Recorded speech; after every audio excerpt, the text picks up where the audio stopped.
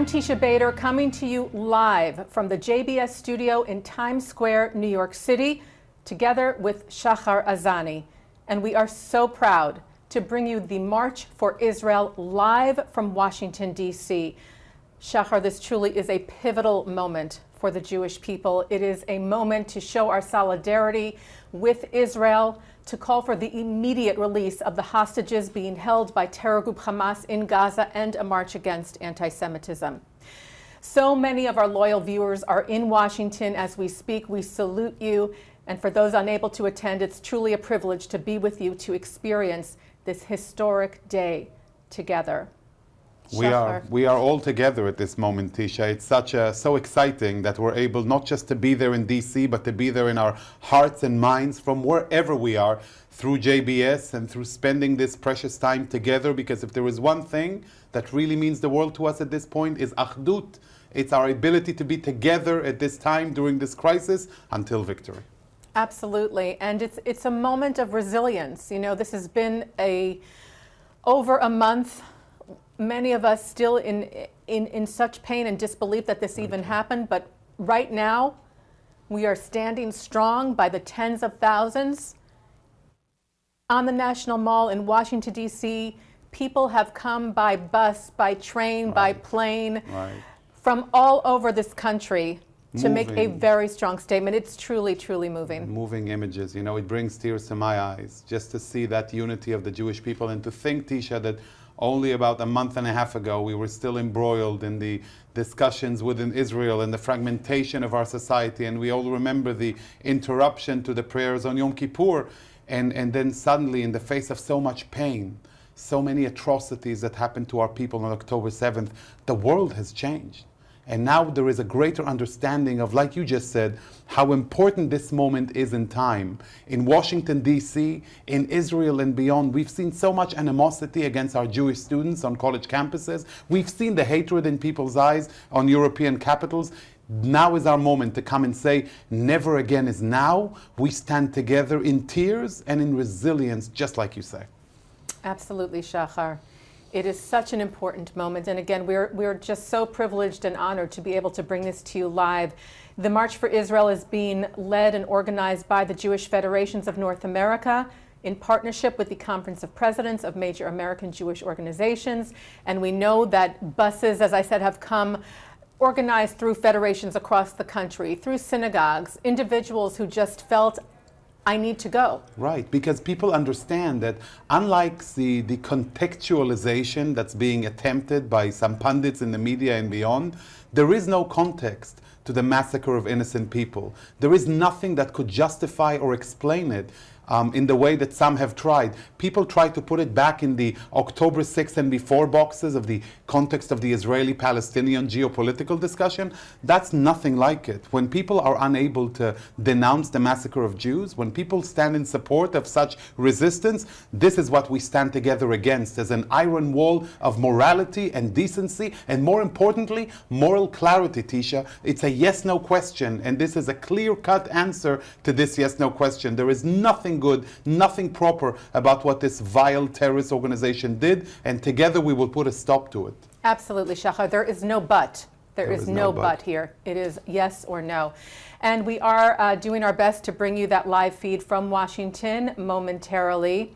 And we are truly just so proud to see the list of people that are going to be speaking. Right, exciting. Some of the biggest names on the Israeli scene, singers like Omer Adam and Ishai Ribo. I can see the Maccabees are going to be appearing. There is an incredible diversity of decent people from all corners of society who've come together to show support for the state of Israel in its time of need. Because like me, Teisha, you've seen some of the slogans out there, some of the chants against Israel, from the river to the sea, which we know very clearly what that's all about, right? Absolutely. And so many people saying these chants, I feel like, don't know what they're saying. They have no idea. And really are, which is painful to see. I think we have Tova Feldshuh now, and we're going to go live to Washington, D.C., the March for Israel. My name is Tova Feldshuh. My Hebrew name is Tova Feldshuh. And my Starbucks name is Tova Feldshuh. What a thrill it is for me to be here. I've played big houses, but ain't never played anything like this. Thank you, thank you, thank you. We stand here in the tens of thousands today, and usually, even if you have 10 Jews, you have 10,000 opinions. But today, in the thousands, we stand as one to say, Am Yisrael Chai. The people of Israel live. I stand here short. I was a runner for 40 years, but tall for the almost 200 innocent citizens of Israel, well, almost 200 Israeli children of Israel who are now orphaned, for the 240 innocent citizens of Israel still held in captivity by Hamas. I stand here for the kidnapped babies and the Holocaust survivors abducted and hidden somewhere in Gaza.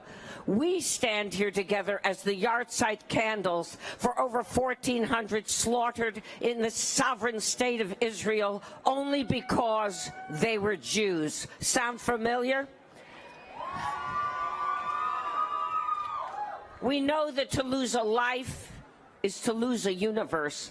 And as we stand shoulder to shoulder, we transform thousands of our yahrzeit candles into one supernova of light and hope, illuminating the memories of those we have lost and shedding light on the murderers who brought them to their death. We stand here firm against global anti-Semitism. We stand here firm in confrontation of anti-Semitism here in these United States. We stand here to say enough. Maspek, maspik. Our hearts also go out to the Palestinian people who have been used by and suffered at the hands of Hamas to further Hamas's savage agenda. We are now engaged in a battle reaching beyond any Arab-Israeli conflict. We are engaged in a battle fighting for a civilized world. We stand here knowing that the halls of our universities should be havens of enlightenment and moral clarity and not places where Jewish students, Jewish faculty, or any minority feels outcast and afraid of being physically abused.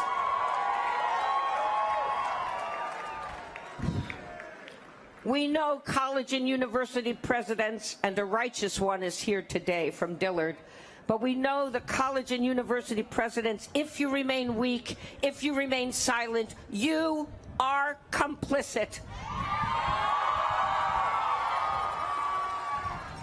As Einstein said, the world will not be destroyed by those who do evil, but by those who watch them and do nothing.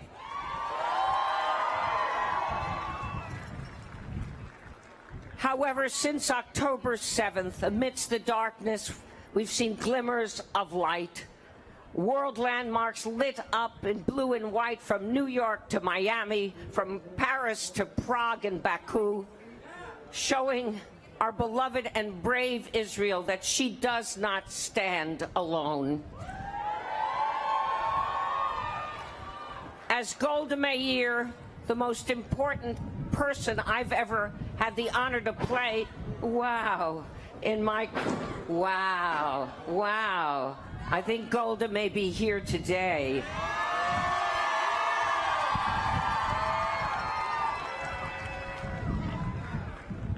As Prime Minister Golda Meir said, some people love you, and some people love you and show up. You show up, and that makes all the difference. Indeed, the people of Israel live. So breathe with me now and repeat with me 3 times. Am Yisrael Chai. Am Yisrael Chai. Am Yisrael Chai. Thank you. God bless you.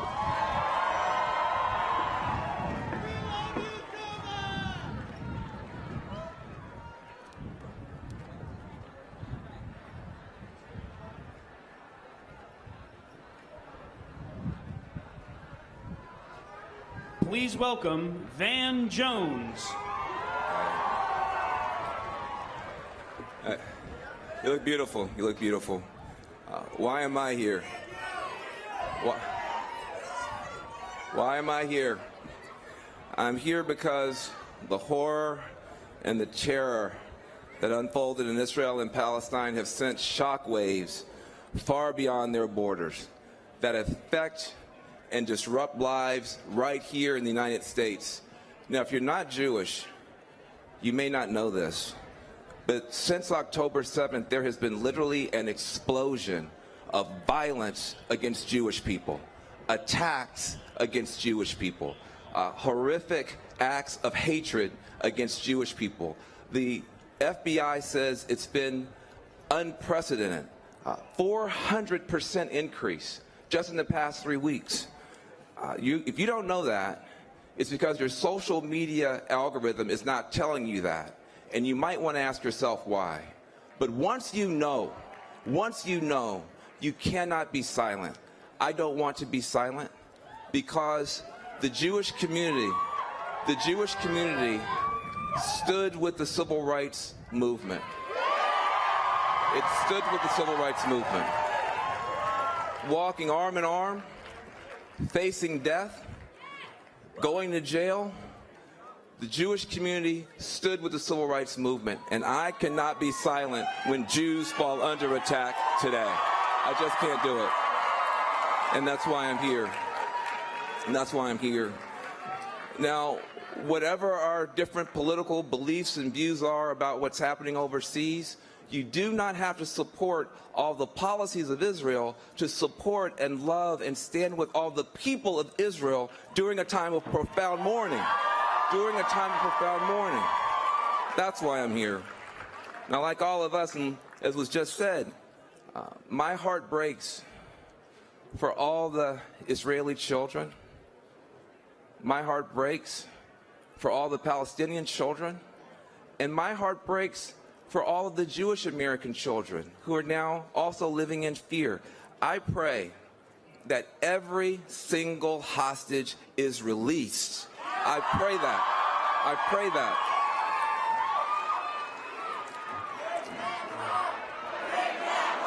Bring them home.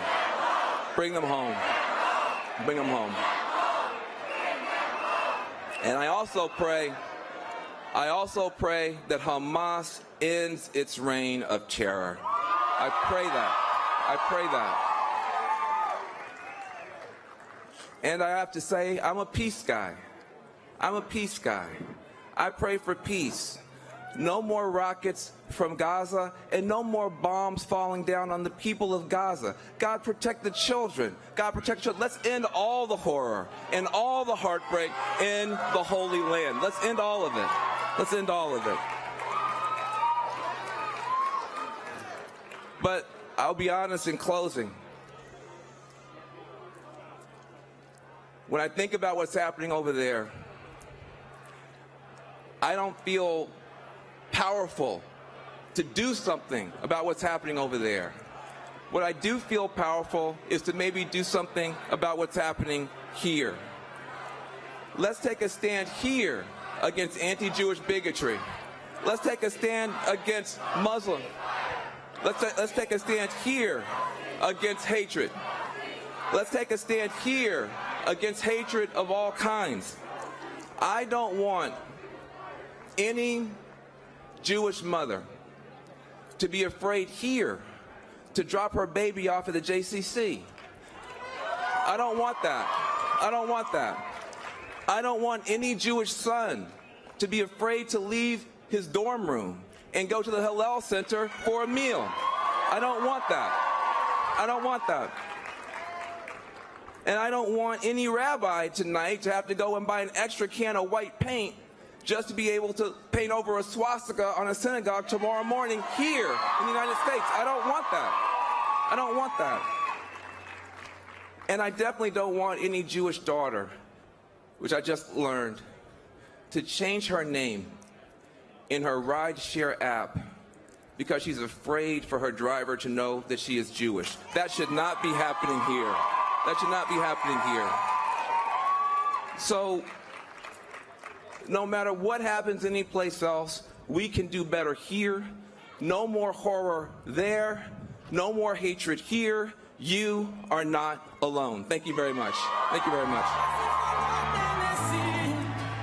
כמה שאני לא כיסיתי זה נכנס לי בתריסים אין על מי לשים את הראש גם אם לא שברתי שילמתי לך תמצא על מי לכעוס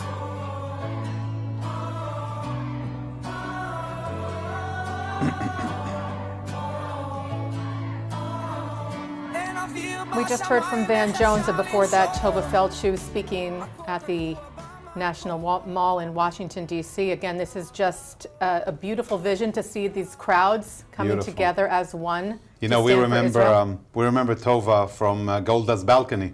Absolutely. And I couldn't help thinking, seeing her on the stage, speaking up for Am Yisrael, and those beautiful flags behind, the Israeli flags and the flags of the U.S., which just a manifestation of this incredible alliance, of this incredible friendship.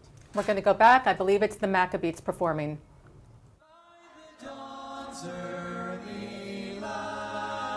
What so proudly we hailed at the twilight's last gleaming, whose broad stripes and bright stars through the perilous fight o'er the ramparts we watched were so gallantly streaming, and the rockets red glare, the bombs bursting in air, gave proof through the night that our flag was still there.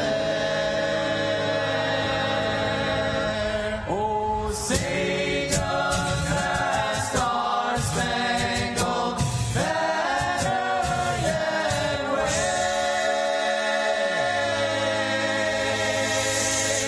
o'er the land of the free and the whole of the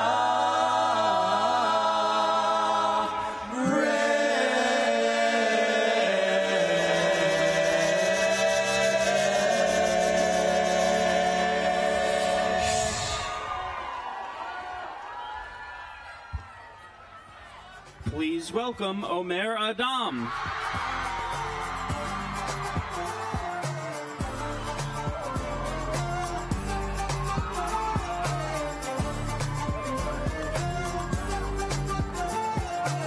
למה ככה עצובה, בלילות לא ישנה, כל היום במחשבות, והלב לא יכול לשכוח, כשהיית ילדה קטנה, אז אצלנו בשכונה, מסתובבת ברחוב, כולם שואלים מה יש לך.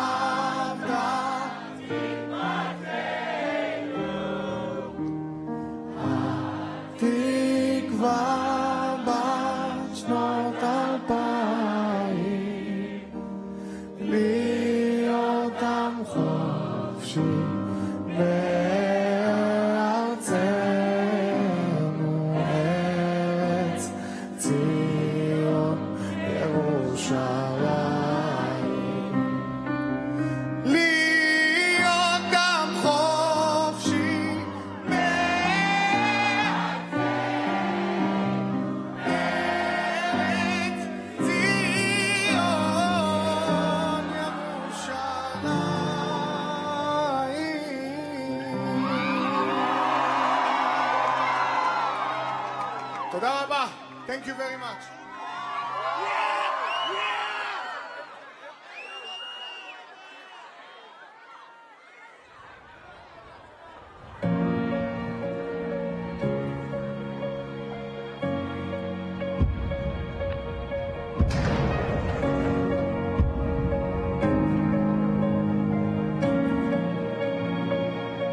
Natan Sharansky has fought heroically, alone,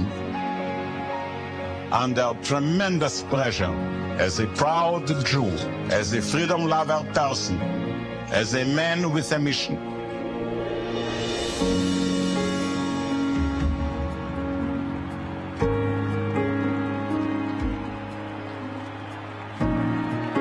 They came from everywhere. Thousands of Jews and non-Jews. They streamed into Washington with but one common agenda. No, we would not be silent. History will judge. If the world had enough will and resolve to do what you are doing today, to stand up, to be counted, and to make your voices be heard.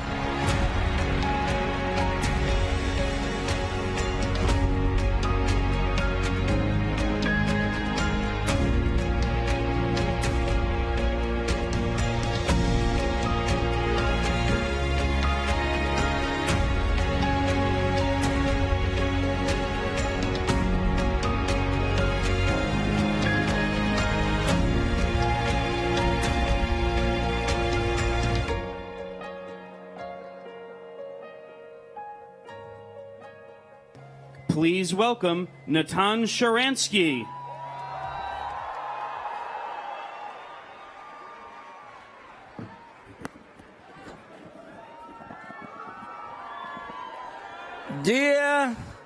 Dear family, when small group of Soviet Jews started to fight to move to Israel, they challenged the most powerful empire, the most cruel dictatorship of those days. And that's why many people thought that their struggle, our struggle, is doomed. How can few men and women bring down the empire on their own?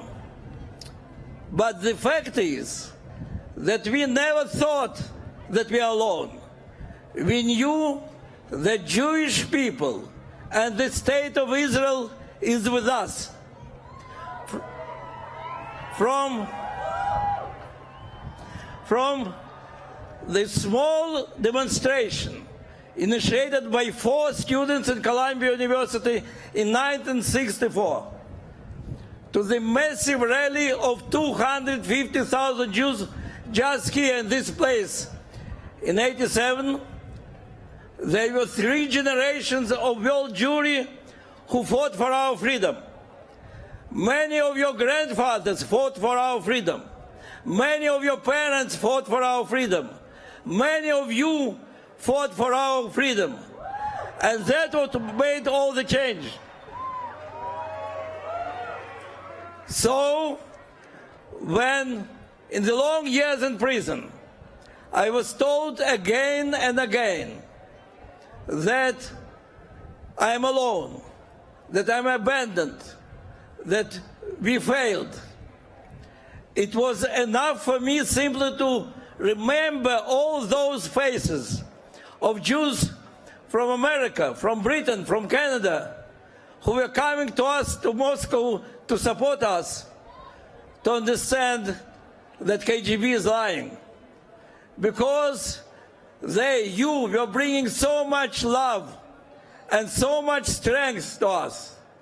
This picture of one Jewish fighting family was always in my head.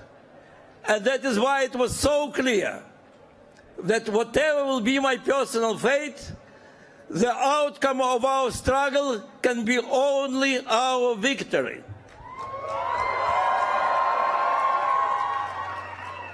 This clearness that as long as we all stand together and fight together, we will win Is that what gives us hope today in Israel?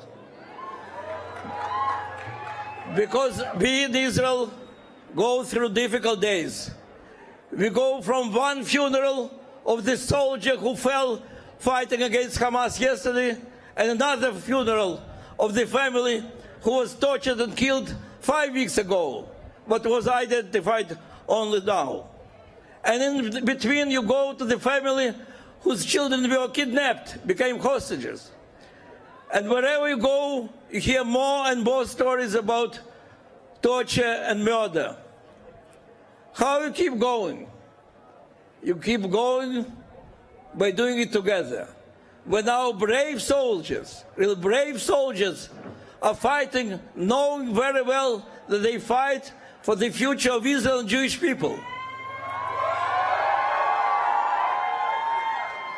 When all our country, in solidarity, in mobilization, in devotion, is embracing them, we know we again are one fighting family. Family which is so strong, which is has so much love. And you know that there is only one outcome in this battle, our victory.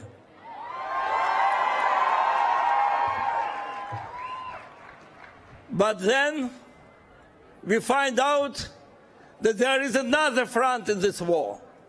And it's not in the tunnels of Gaza, not on the hills of Galil, but in Harvard, in Yale, in Penn, in Columbia, in all those places who are supposed to be the bastions of enlightenment and wisdom. And from these places we hear today the gleeful cheers of those who watch this most barbaric, awful pogrom in modern history and say that is liberation movement. They speak about democracy and they are ready to give away on the most and the only democratic country in the Middle East. They speak about justice, and they are ready to welcome the killers of babies. They speak about feminism, and they are ready to welcome rapists of our girls. And, dear friends, we together will fight against those who try to give legitimacy to Hamas. We'll fight for Israel. We'll fight for every Jew. We'll fight against anti-Semitism. We'll fight for the values and against corruption of those values which are in the center of our Jewish identity and American identity.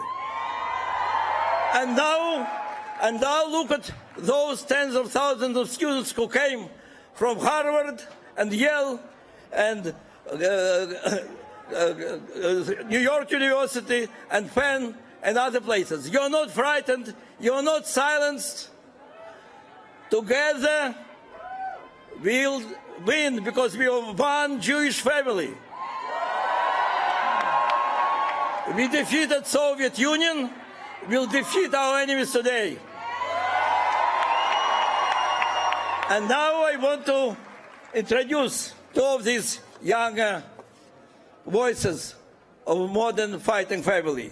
Michal Biton and Ariel Makhtar Zadeh. Please.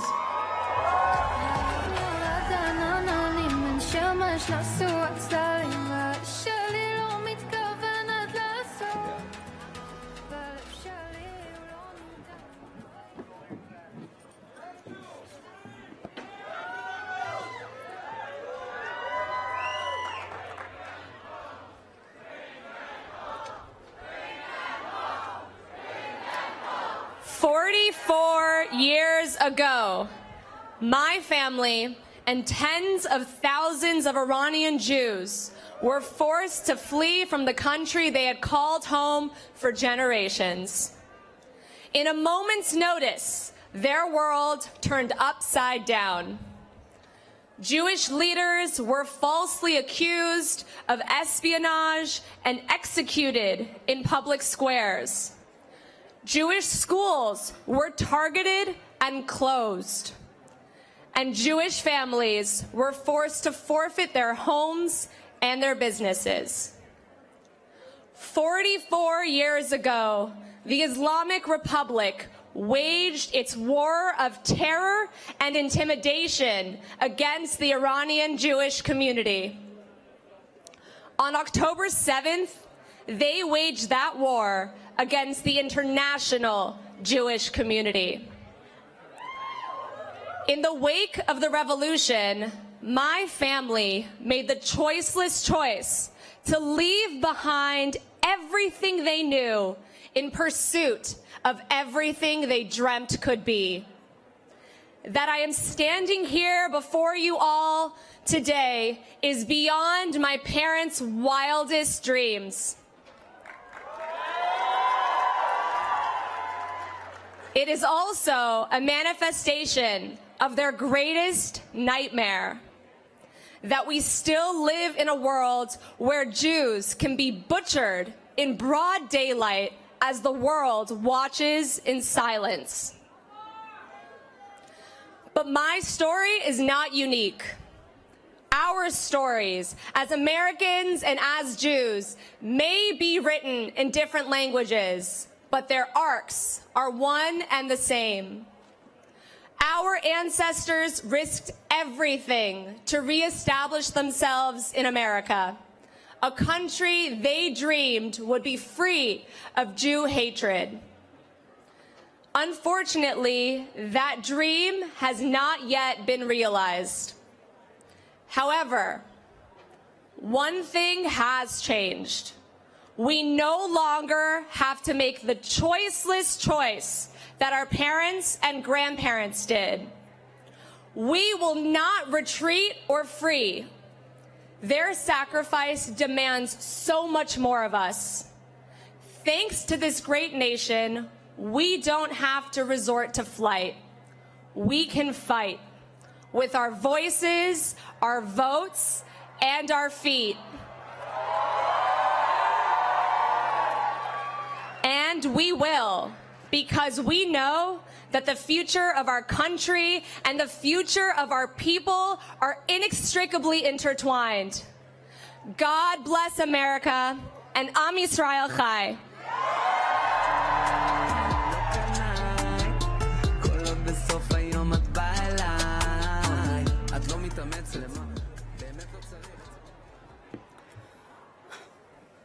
My name is Michal Biton.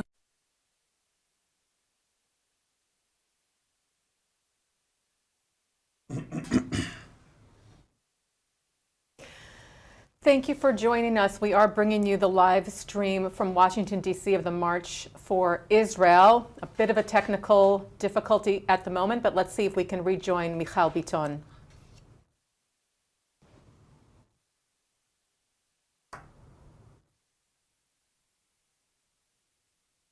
Okay, as soon as we can get Michal Biton back on for you. Justice! Here we go. I represent my parents-in-law, Egyptian Jews who fled Nasser's persecution in Egypt as stateless refugees and built new lives here. I represent my Brooklyn neighbors, Syrian Jews who were held as virtual prisoners in Aleppo and in Damascus, stuck for decades behind an iron curtain of hate. I stand here for all of us who remember that in every generation they stand up against us to destroy us. And for all of us who thank God that America and Israel changed the world and became our safe havens.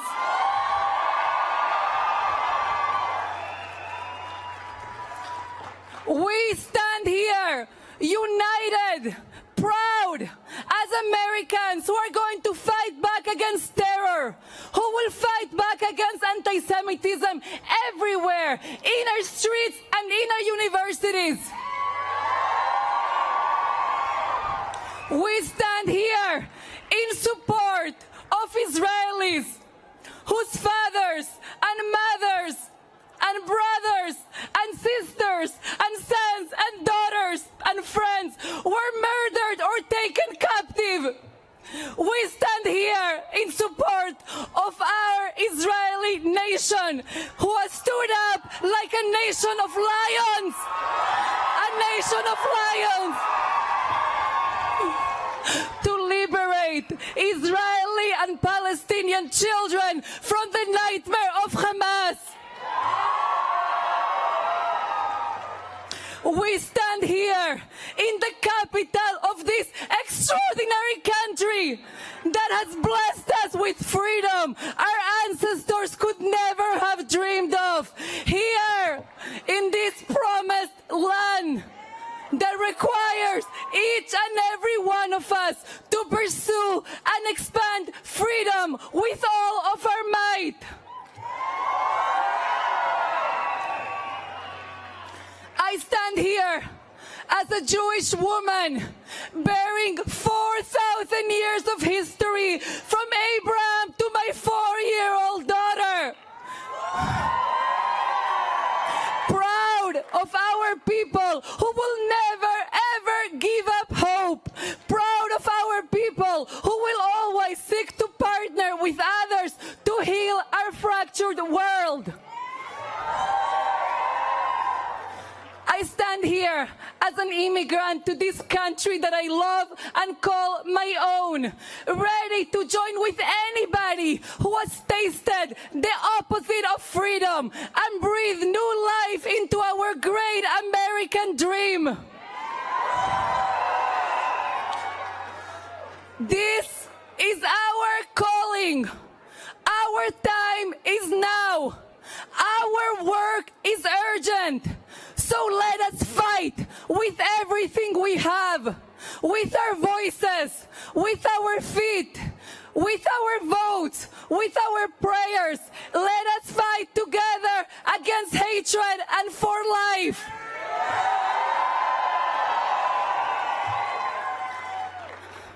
May the one above bless us with the courage and the strength to write a new chapter of peace and freedom in this nation, in Israel, and around the entire world.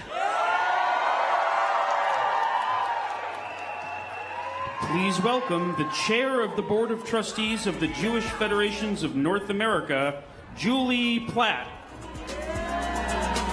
Wow! I'm looking out at over 200,000 gathered here today. Thank you for coming.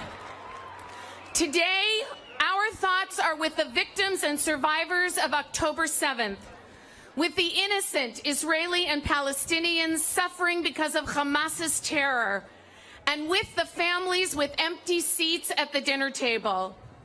Today, our thoughts are with the brave soldiers of Israel's defense forces as they defend the state of Israel and the Jewish people.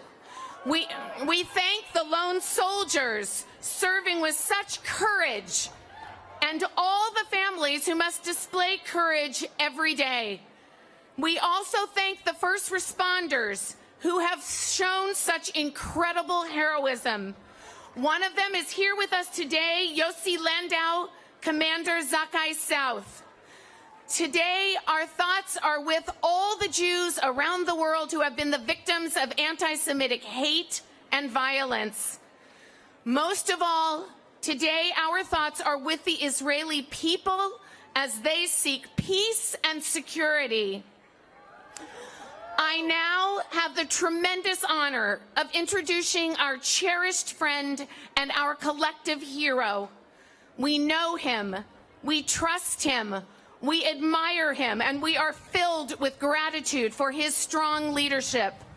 Friends, joining us live from the eternal capital of the State of Israel, Jerusalem, please welcome the President of Israel, Isaac Herzog. Thank you, Julie. Shalom, friends, sisters and brothers, Achyotai ve'echai. I am speaking to you from the single most sacred site in the Jewish world, the Kotel, the Western Wall in Jerusalem. The Kotel that reminds us that Am Yisrael, we, the people of Israel, are eternal and no one will break us. From the Jewish symbol of fulfillment of our ancient dreams to the American symbols of freedom, liberty, and democracy. Thank you. Thank you, the hundreds of thousands who've gathered from all over the United States, all people of goodwill, friends from different communities, faiths, and denominations who've gathered today for this massive show of solidarity. In the state of Israel's darkest moment, you stood up and declared, Hineni, I am here. We are here. There's no greater and more just cause than this. Today, we come together as a family, one big mishpacha, to march for Israel, to march for the babies, the boys and girls, women and men viciously held hostage by Hamas, to march for the right of every Jew to live proudly and safely in America, in Israel, and all around the world. Above all, we come together to march for good over evil, for human morality over bloodthirst. We march for light over darkness.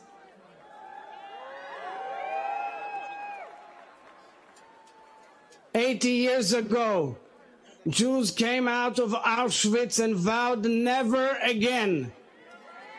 As the blue and white flag was hoisted over our ancient homeland, we vowed never again. 40 days ago, a terrorist army invaded the sovereign state of Israel and butchered hundreds upon hundreds of Israelis in the largest massacre since the Holocaust. Let us cry out together, never again, never again, never again is now.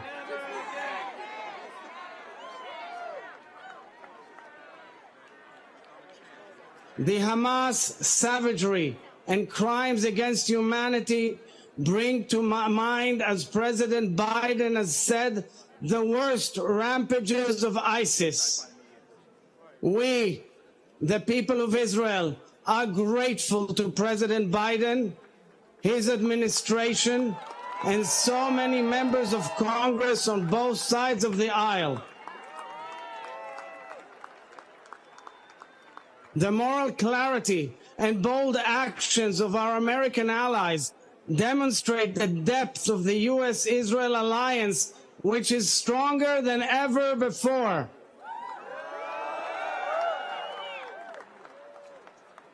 Since October 7th, Israeli society and the Jewish people have truly come together in unison. We feel our hearts beat as one. We hear our brothers and sisters' blood crying out to us from the ground, Kol dmei achicha tzoakim elai min ha'adama. Once again in Jewish history, we demand, let our people go.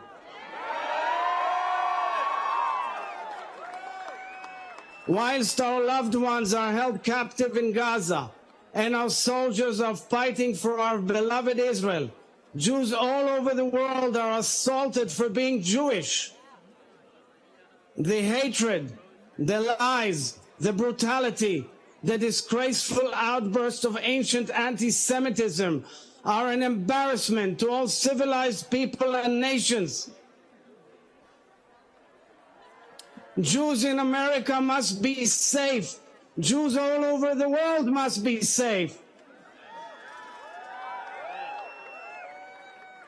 I salute you, the women and men who stand up to massive hatred and pressure in the community or on campus.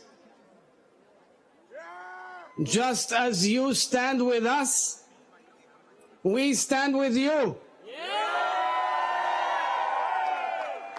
Dear brothers and sisters, dear friends, as President of the State of Israel, Medinat Israel, I vow to you from Jerusalem, from the Kotel, that we will heal, we will rise again, and we will rebuild. To paraphrase the prophet Zechariah, boys and girls shall once again play in the streets of Be'eri and Sderot, and the elderly shall sit peacefully by the walkways of Nachal Oz and Ofakim. And when the sounds of life and laughter return to the villages, the kibbutzim and the cities, our constant yearning for peace will return as well. Together we pray for the safe return of our hostages. Together we pray for the full recovery of the wounded. And together we pray for our beloved sons and daughters in the IDF. May God bless them and keep them. HaKadosh Baruch Hu yishmor v'yatzil et chayaleinu. Together we grieve and together we shall overcome. Am Yisrael Chai. God bless Israel. God bless America.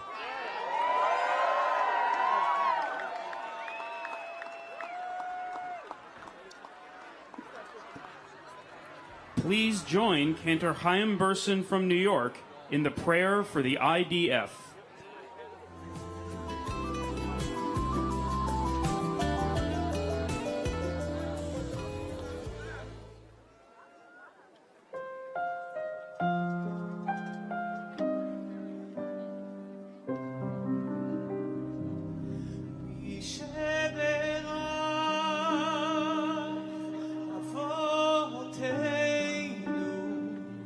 אברהם, יצחק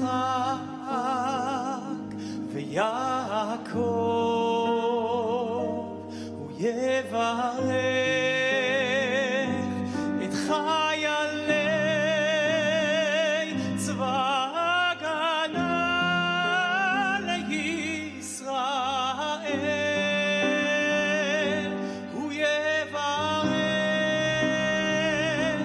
את חיילי הגנה לישראל, הוא יברך את חיילי צבא הגנה לישראל, העומדים על משמר וערי אלוהינו, מגבול הלבנון ועד מדבר מצרים, ומן הים הגדול עד לבוא הערבה, ביבשה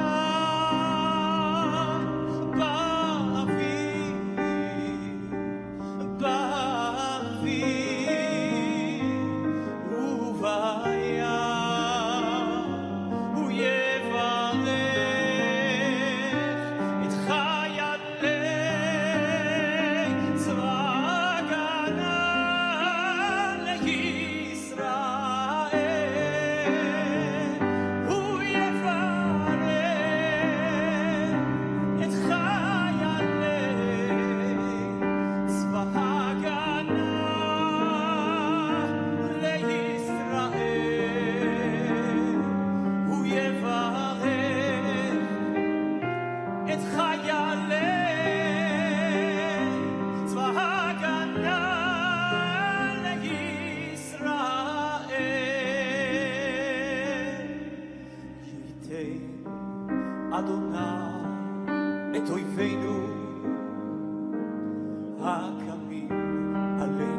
יפים לפניהם. הקדוש ברוך הוא ישמור ויציל את חיילינו מכל צרה וצוקה, מכל נגע ומחלה. Together. וישלח ברכה והצלחה בכל מעשה ידיהם, ידבר שונאינו תחתיהם, ויקוים בהם הכתוב כי אדוני אלוהיכם ההולך עמכם להילחם לכם עם אויביכם, להושיע אתכם ונאמר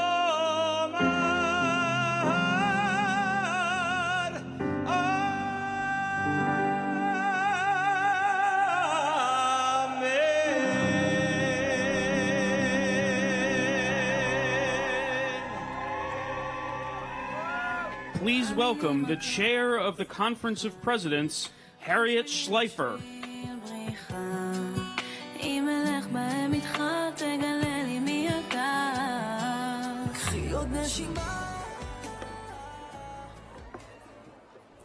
Thank you. Before I introduce our next speaker, I want to welcome the ambassadors from Cyprus, Greece, Guatemala, Jamaica, and North Macedonia, along with Ambassador Gilad Erdan from Israel. Welcome. As the daughter of two Holocaust survivors, I march for Israel.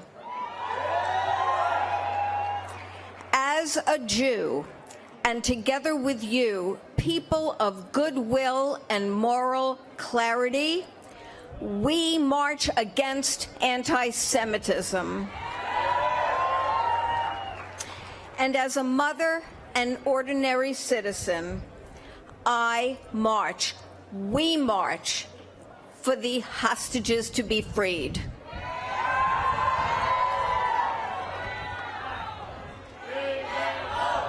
Bring them home. Bring them home. Bring them home. Scroll.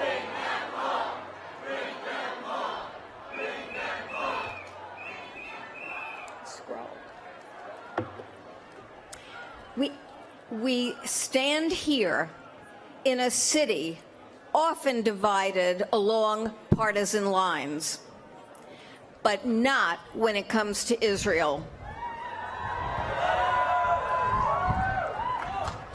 Democrats and Republicans alike are standing up and speaking out, decrying anti-Semitism, demanding an end to Hamas's reign of terror, and supporting the Israeli people as they seek peace, justice, and the safe return of our hostages.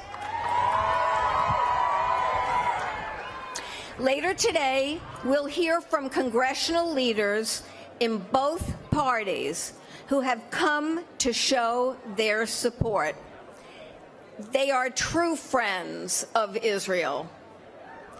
And we have another true friend of Israel living up at the other end of Pennsylvania Avenue. President Joe Biden has been a steadfast ally and champion of our shared values. The president's visit of condolence and friendship to Israel after October 7th moved Israelis to the core. We are grateful for his leadership.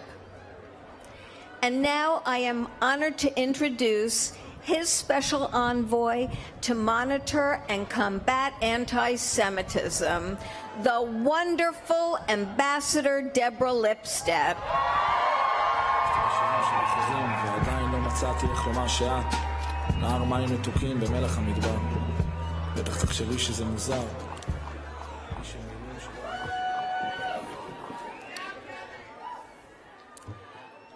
230 years ago, President George Washington reassured the Jews of Newport that our new nation would give bigotry no sanction and persecution no assistance.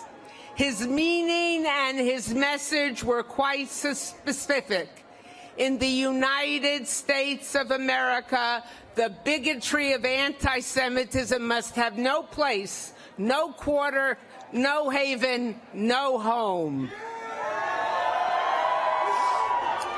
Anti-Semitism, or more explicitly, Jew hatred, the world's longest, oldest form of prejudice, has pierced and permeated too many countries, too many cultures, faiths, communities.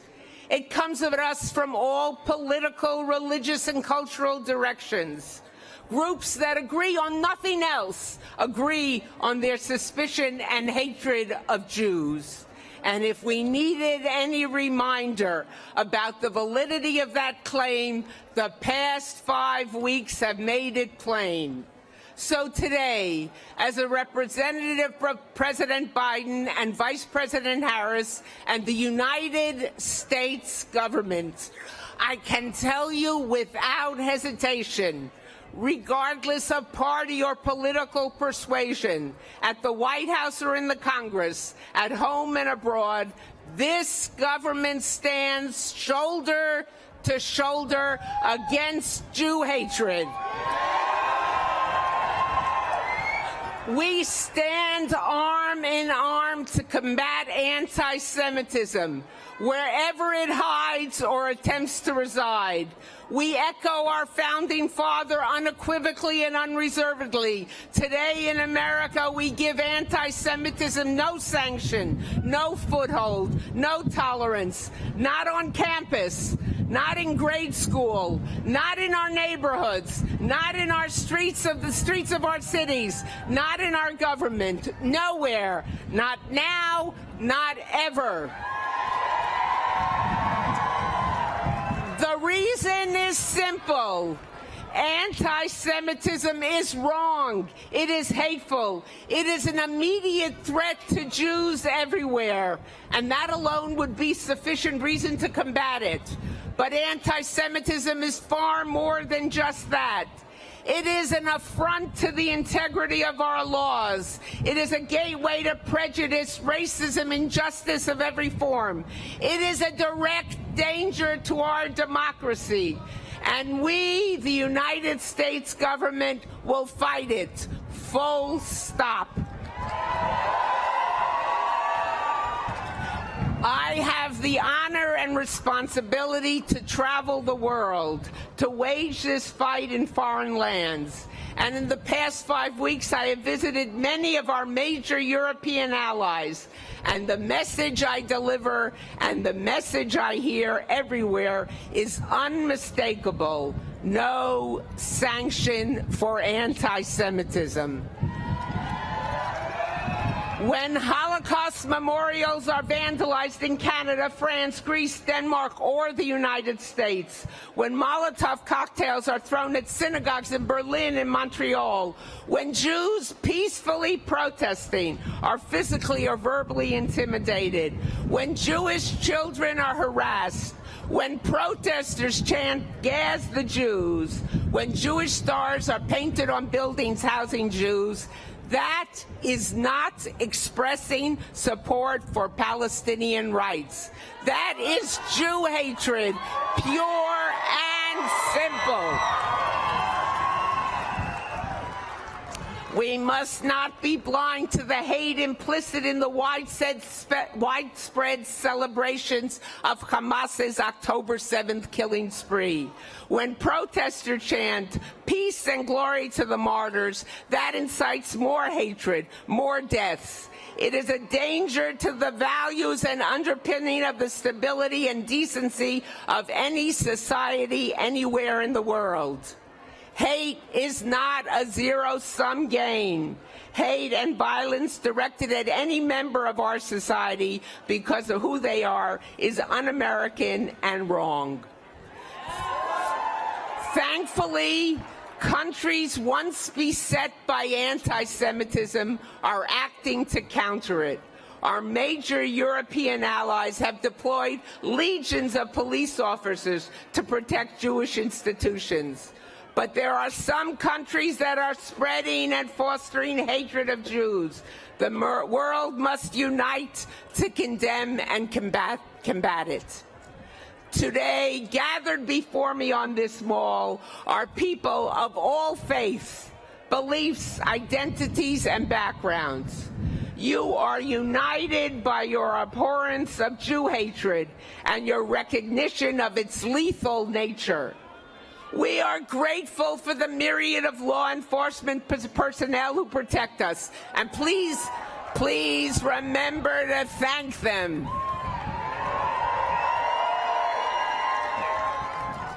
But the fact is that no group of Americans should have to live that way.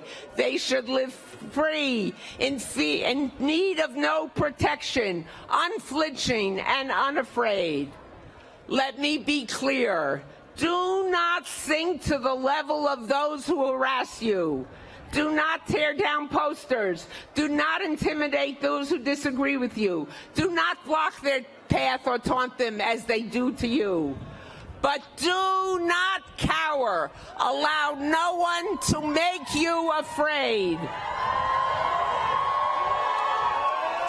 The message is built into the Jewish people's most ancient history.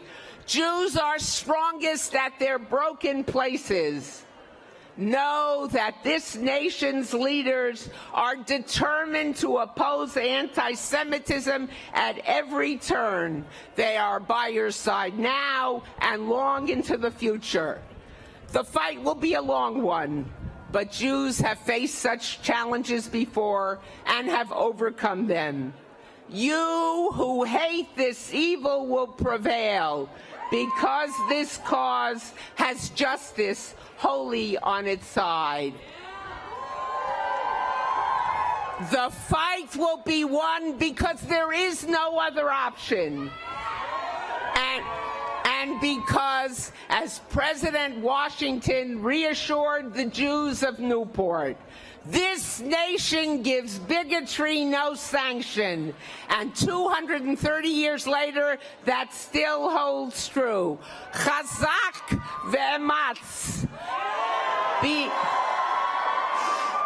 Chazak ve'ematz, be strong and of good courage. Thank you for that strength. Thank you for that courage. Thank you. Please welcome back to the stage Harriet Schleifer and Julie Platt.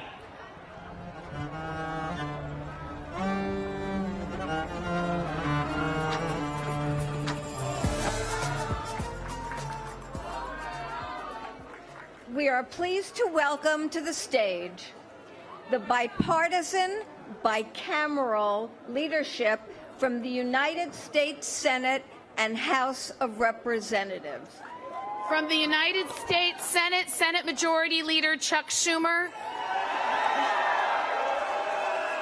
From the House of Representatives, Speaker of the House Mike Johnson. From the House of Representatives, Democratic Leader Hakeem Jeffries. And representing the Senate Republican leadership, Senator Joni Ernst.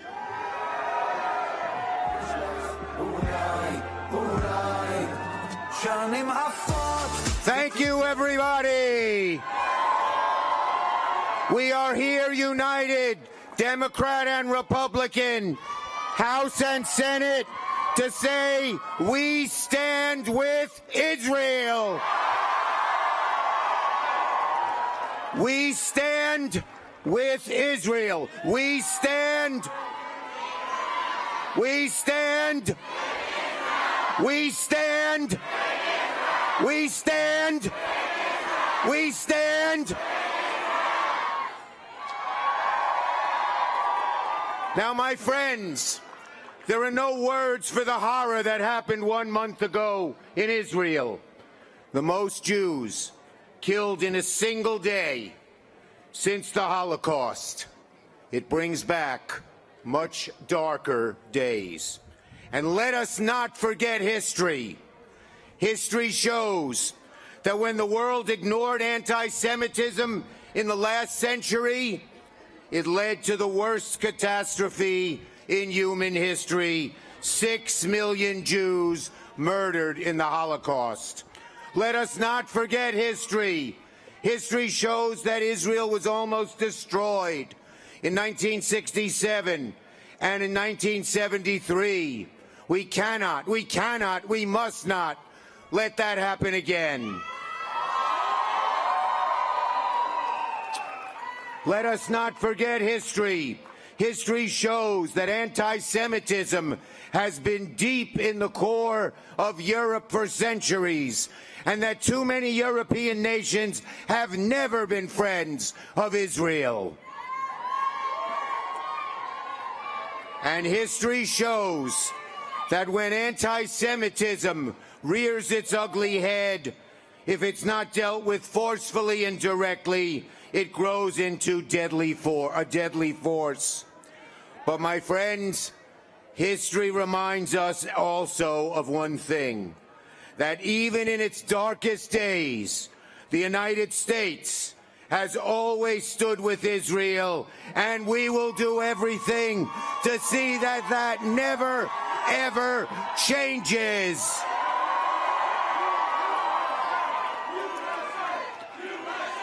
USA, USA, USA, we are with Israel.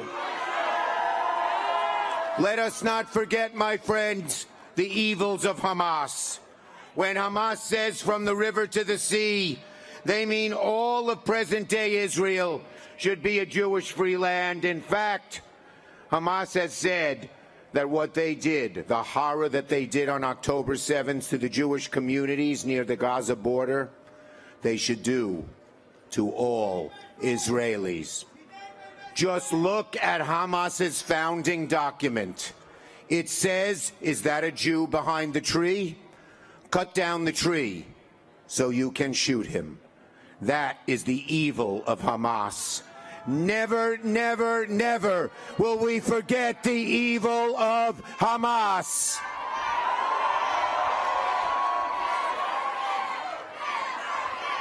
Never again, never again, never again, never again. Now, my friends, the hostages, some of whose families are here. I hear there are parents here whose little 3-year-old girl was kidnapped by the evil Hamas. When I went to Israel a few weeks ago, right after the 7th, I met with the families of those being held, with 5 senators, Democrat and Republican. I heard of parents whose little babies were taken. I heard of brothers whose sisters were killed. I heard horrible stories about the brutality of Hamas, and the 5 of us, Democratic and Republican senators, wept and cried for a whole hour. The sadness was so great, the evil so horrible. We will continue fighting for the release of all hostages till they return to safety. Let them go. Let them go. Bring them home. Bring them home. Bring them home. Like so many Jewish people, the horrors of October 7th reminded me of what happened to my ancestors in Western Ukraine when the Nazis invaded. So the minute I heard of what happened in January 7th, I knew I had to go to Israel. As the first-ranking Jewish Senate Majority Leader, in fact, the highest-ranking Jewish elected official in American history, I not only had a desire to go to Israel, I felt a special obligation to go. When I got off the plane, Israel was still shaken from what happened. I said to the Israeli people, Israel, we in America have your back. America feels your pain. We ache with you. We stand with you. And we will not rest until you get all the assistance you need. We will not rest until you get the assistance you need. My friends, in conclusion, Hamas's goal was to scare us.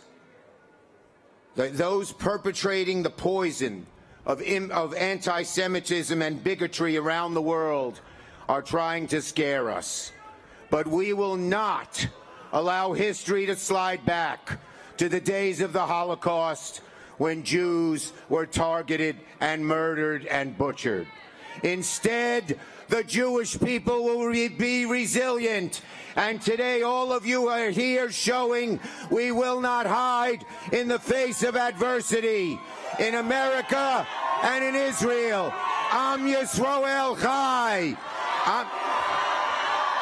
Am Yisrael Chai. Am Yisrael Chai. Am Yisrael Chai. Am Yisrael Chai. The people Israel here in America and in Israel, the Jewish people will live forever.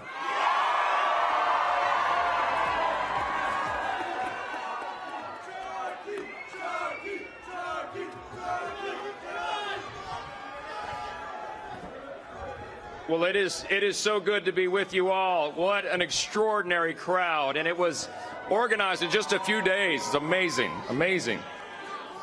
There are few issues in Washington that could so easily bring together leaders of both parties in both chambers.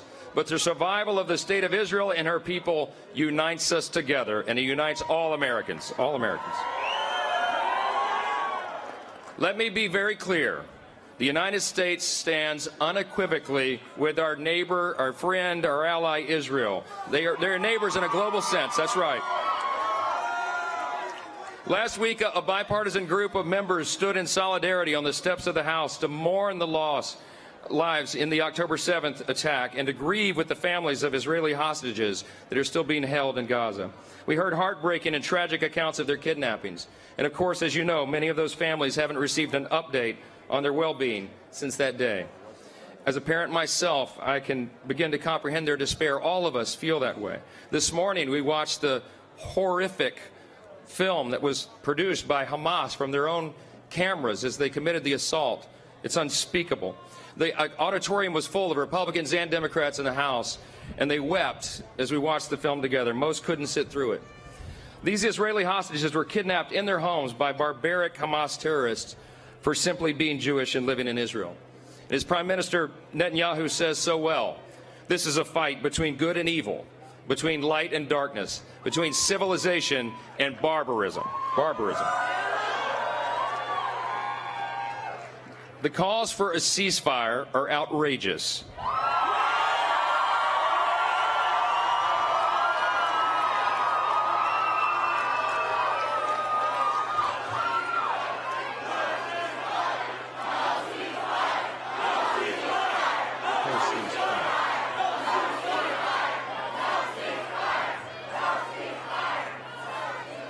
We stand with you in that. Hamas terrorists waged the bloodiest assault on Jewish lives since the Holocaust, and there are hundreds of hostages, many of them Americans, still stuck inside Gaza.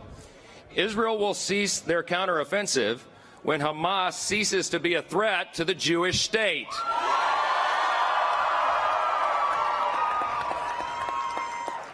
But Hamas's genocidal and anti-Semitic rhetoric isn't just confined to Gaza, as you know. The war in Israel has awakened an alarming amount of anti-Semitism towards Jewish people here in the United States and across the globe. From the halls of Congress to college campuses, this rise of anti-Semitism must be stopped.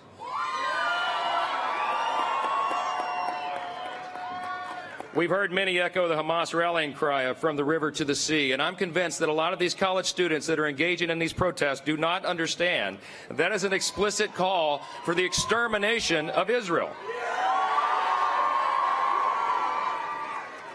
It is happening daily in our country, as you know, and it is unacceptable for Jewish Americans to feel unsafe at home. It is unacceptable for Jewish businesses to face violence, vandalism, and threats. It is unacceptable for universities to allow Hamas apologists to assault and accost Jewish students on campus.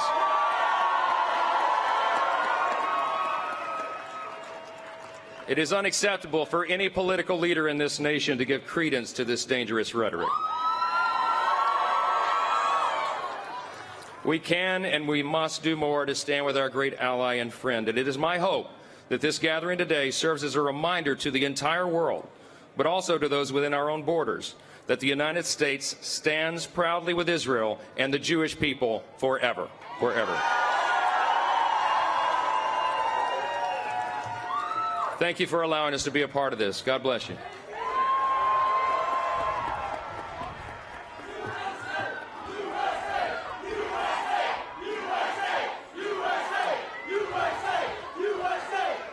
Leader Schumer, Speaker Johnson, Senator Ernst, all those assembled, shalom. What an honor and a blessing to stand with you in solidarity during this very difficult moment for the Jewish people and for Israel. Hamas brutally attacked Israel on October 7th because Hamas wants to wipe Israel off the face of the earth. So let me be clear. We will never let that happen. Congress will continue to support, in a bipartisan way, the state of Israel and Israel's unequivocal right to exist as a Jewish and democratic state, always and forever. Always and forever. Always and forever. From the very beginning of this conflict, President Joe Biden has strongly supported the state of Israel. And I strongly support President Biden's supplemental funding request for Israel, for Ukraine, and for humanitarian assistance. We must also decisively address the cancer of anti-Semitism with the fierce urgency of now. An attack on any of us is an attack on all of us. And we are going to do everything possible to stop the anti-Semitic attacks against our Jewish brothers and sisters.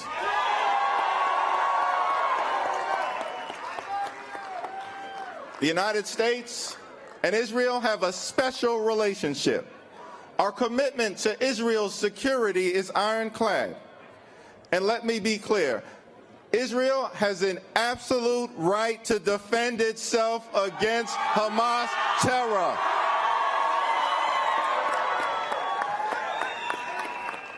There's a question on the minds of many of us. Where do we go from here? We must stand with Israel in its effort to decisively defeat Hamas and make sure that this brutal terrorist regime can never rise again. We must make sure that every single hostage is returned home safely. And then we must stand together to secure a just and lasting peace between Israel and the Palestinian people. The special relationship between the United States and Israel is, yes, rooted in our shared values and our shared strategic interests.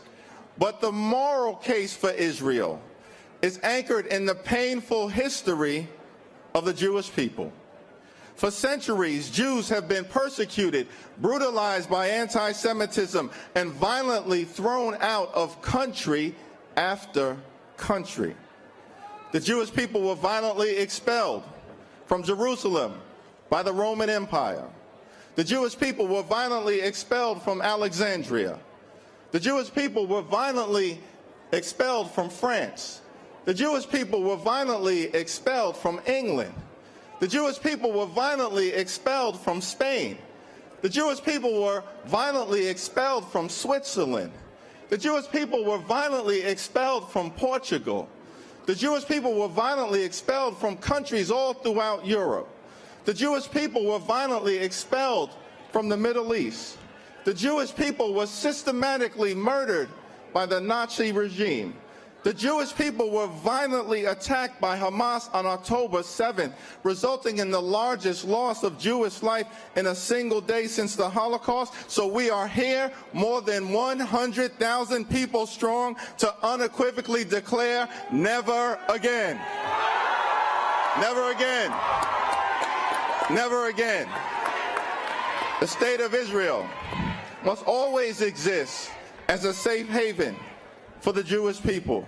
And so we stand together with the Jewish community in Israel. We stand together with the Jewish community in America. We stand together with the Jewish community all throughout the world. We stand together in the effort to crush anti-Semitism. We stand together in the effort to crush anti-Jewish hate. We stand together in the effort to bring home the hostages. We stand together in the effort to make sure that America will always be a safe space for the Jewish community in every single zip code. God bless the hostages. God bless Israel. God bless the United States of America.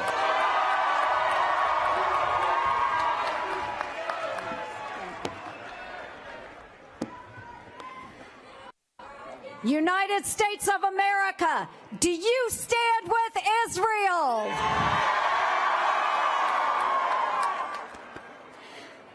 Folks, I am here today as a longtime friend and staunch supporter of our greatest partner in the Middle East, Israel. In December 2014, before I was even sworn in to the United States Senate, I visited Kibbutz Nir Oz in southern Israel by the Gaza border. One of the kibbutzim that was hit the hardest by Hamas on October 7th. Israel and her people hold a very special place in my heart. I want to thank each and every one of you for being here to show your unwavering support for our Jewish brothers and sisters. What Iran-backed Hamas perpetrated on October 7th was pure evil, and those monsters deserve nothing short of complete and total destruction.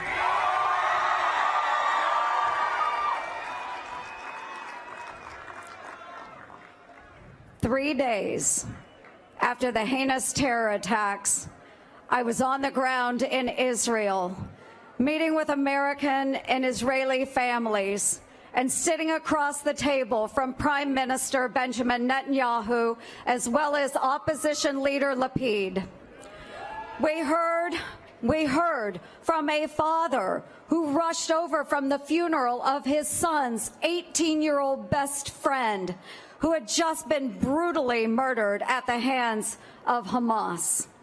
We spoke with the family of an 80-year-old father of 5, a peace activist who drove Palestinian children to doctor's appointments, who was kidnapped from his home during the invasion. With tears in their eyes, his family recounted the inhumanity of the attack, the destruction of their home, and ultimately the death of their brother, while he was valiantly defending their home and family. In every meeting, the message was abundantly clear. Do not let the United States cower when the world starts to. Stand steadfastly in your solidarity.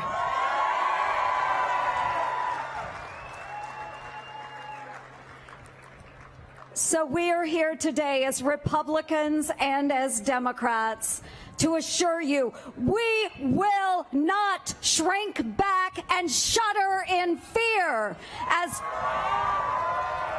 we will not shudder in fear as too many around the world already have. We will not sit quiet as anti-Semitism is being promulgated in classrooms and campuses around the country. The brutal reality of Hamas cannot be diminished. They murder babies.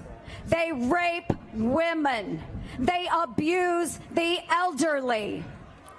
They killed 30 of our fellow Americans, hundreds of our Israeli friends, and are currently, right now, holding 200 innocent men, women, and children hostage. How anyone in America could sympathize with these terrorists is truly unfathomable.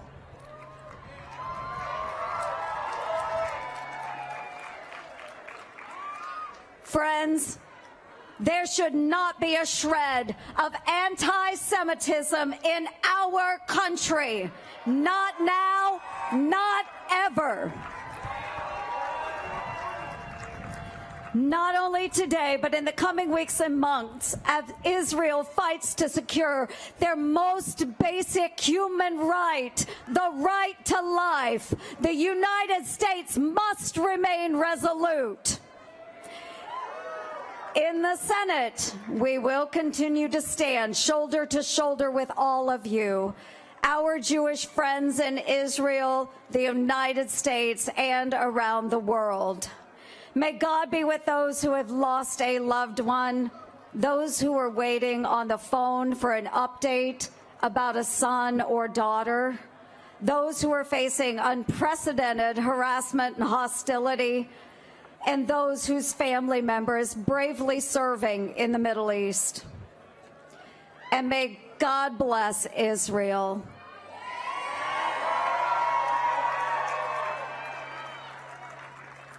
God bless Israel as she rightly defends herself against Hamas's brutal attacks. Israel, the United States will always have your back. Let's hold up our hands and go. We stand with Israel. We stand with Israel. We stand with Israel. We stand with Israel. We stand with Israel.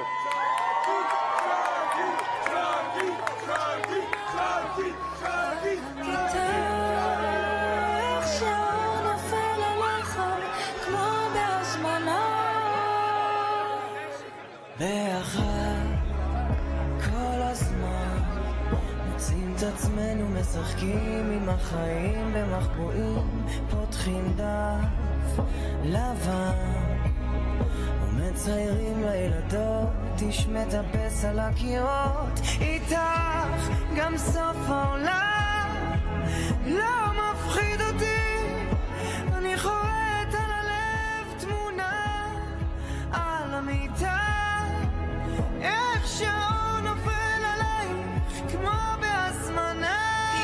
Shahar, critically important, incredibly strong words from Democrats, Republicans, united standing with Israel, as we just saw. I just thought it was so moving and so important for us to see as Americans, for the people of Israel to see, and for the world to see we are united in this cause. Very true, for the world to see, to listen to Schumer and Hakeem Jeffrey, and to see, from both sides of the aisle, the United States stands strong with Israel, and there is a guarantee to continue to support Israel's needs in this war, and this is crucial, I must remind you, Teisha, because it's going to be a long way ahead and an important one. Absolutely. It's beautiful to hear Ishai Ribo. Ishai Ribo. One of Israel's, most famous singers and beloved. Beloved. לא מובן מאליו. היום זה ראש חודש כסלו, ובראש חודש כסלו אנחנו יודעים שזה החודש שבו האור גבר על החושך. ועכשיו אני רואה מול העיניים שלי אור אין סוף. יש פה מלא אור, והוא ודאי יגבר על החושך הזה שחווינו בשבת הקשה הזאת. אבל מאז התגלה בעם שלנו, בתוך הכאב ובתוך השבר, התגלו עוצמות אדירות של אהבה, של נתינה, של חסד, של עין טובה. כל הפילוג שהיה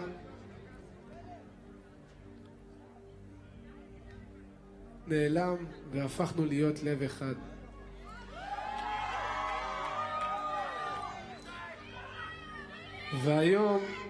והיום אנחנו כאן במעמד עם מאות אלפי יהודים ותומכי ישראל ואוהבי ישראל. מעמד היסטורי. אז אני רוצה לנצל את הבמה הזאת איתכם ולומר פרק תהילים שכתב דוד המלך. Shahar will just translate briefly what Ishai Ribo, who's a very popular singer in Israel, speaking about the darkest day of October the 7th, but the light we have seen from the people of Israel rising up in resilience, in love, in helping each other. And talks about the division that we've seen before, which was replaced with incredible unity. That's manifest in the grace and the goodness of the people as a whole. Truly an outstanding sight. One heart, he said. He's speaking of standing at Mount Sinai.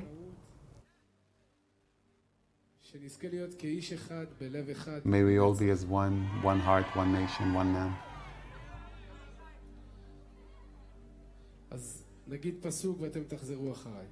Okay, he's going to say something and asking the audience to repeat. Singing Shir HaMa'alot.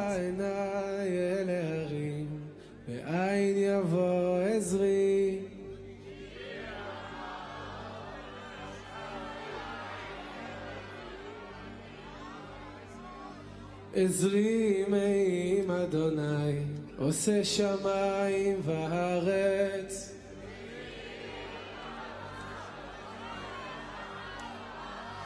אל ייתן למוט רגליך, אל ינום שומרך.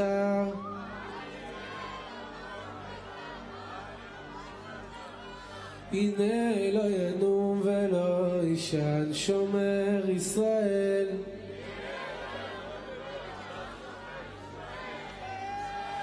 אדוני שומרך, אדוני צילך על יד ימינך.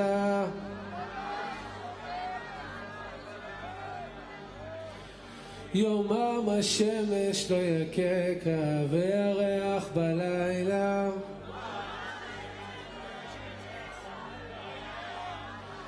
אדוני ישמורך מכל רע, ישמור את נפשך.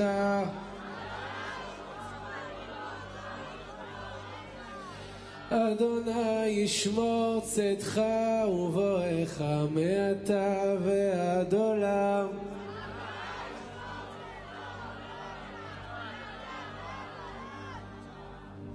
שיר למעלות, אשא עיניי אל ההרים,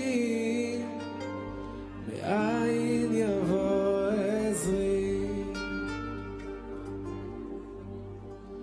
עזרי מעם אשר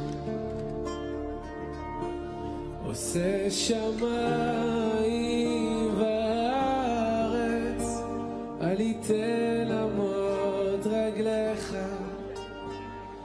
אל ינום שומרך. הנה לא ינום ולא ישן שומר ישראל, השם שומרך, השם צילך, על יד ימינך. יומם השמש לא יככה, וירח בלילה, השם ישמורך מכל רע, ישמור את נפשך, השם ישמור צאתך ובואך, מעתה ועד עולם, מעתה.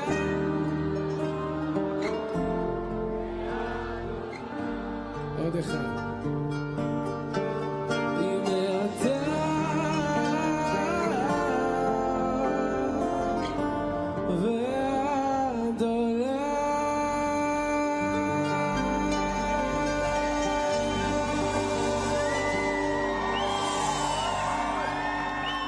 השם ישמור אתכם.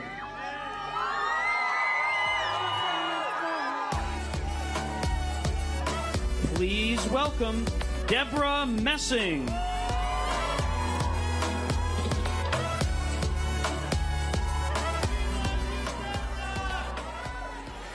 Shalom, friends.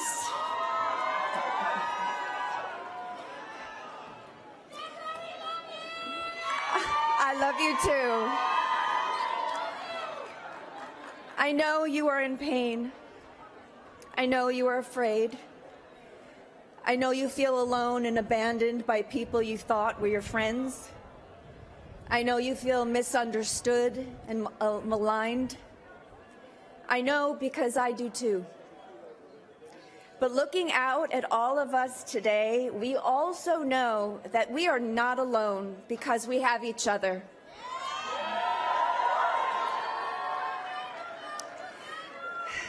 We are all being tested. A tsunami of hate has crashed down upon us, and then a deafening silence. We see clearly now.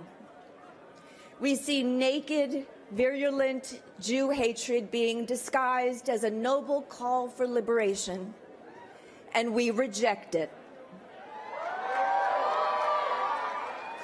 What does Israel's defense in response to a terrorist attack have to do with an elderly Jewish man in California killed for holding an Israeli flag? This is madness. This is terrorism. But we will win. We always have. We are strong, resilient, and devoted, and we will not lose ourselves.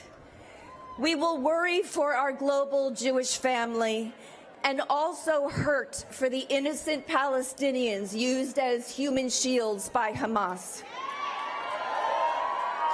We will work to eviscerate Hamas and also pray for a free and flourishing Gaza.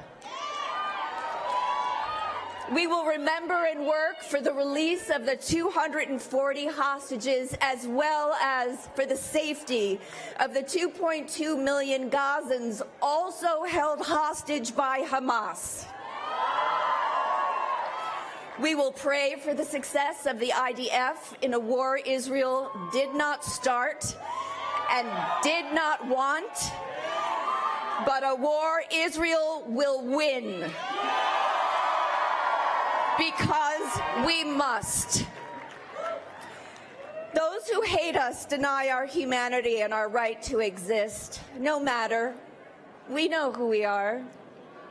We know that especially in darkness, we stand united, proud, resolute, with absolute moral certitude in our light.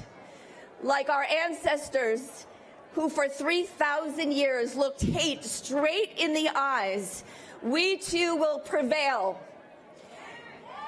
We will take care of each other. We will take care of our brothers and sisters in Israel. We will fight and we will love ferociously Our light will shine until the darkness is defeated. Am Yisrael Chai.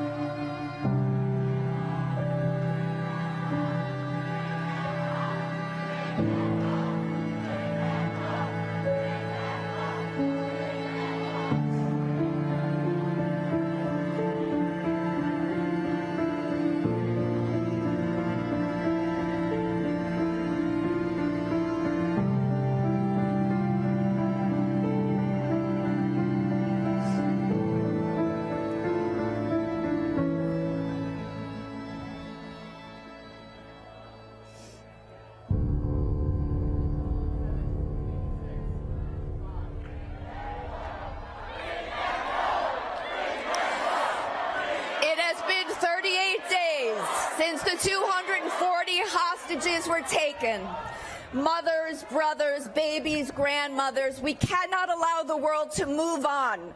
We must not rest until these families are made whole. We have a number of them here with us today. In solidarity with them, I'd like to ask you to hold up your placards, their faces, for a moment of silence.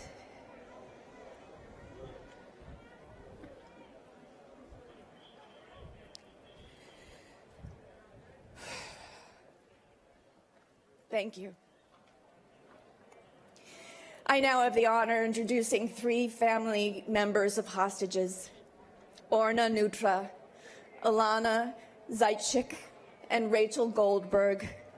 May their courage and strength inspire us all.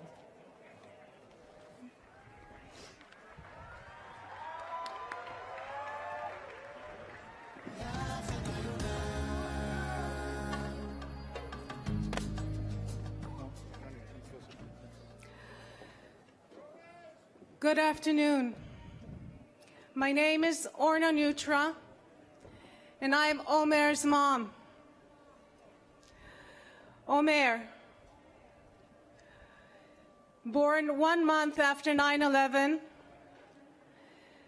celebrated his 22nd birthday only a few weeks ago, captive by Hamas.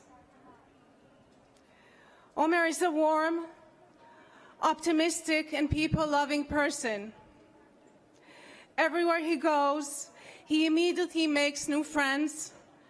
He is this big guy, 6'2", always with a smile on his face. In some ways, Omer grew up like any other kid on Long Island. He is truly a member of this wonderful Jewish community. He's crazy about sports, any sports, but he especially loves basketball. He was always a leader, whether the captain of his high school, the Schechter School of Long Island, or the regional president of his youth group, USY. He is also a dual citizen of both the United States and Israel, and was raised with a love and a passion for both of his homelands. So naturally, after graduating high school, he decided to take a gap year in Israel to connect with his roots. And the closer he grew to his new Israeli friends, the more he reflected on his own identity. As a descendant of Holocaust survivors on both sides, he understood the importance of a strong Israel. So, being the person that he is, he made the decision to join his new friends and serve in the IDF and protect the country.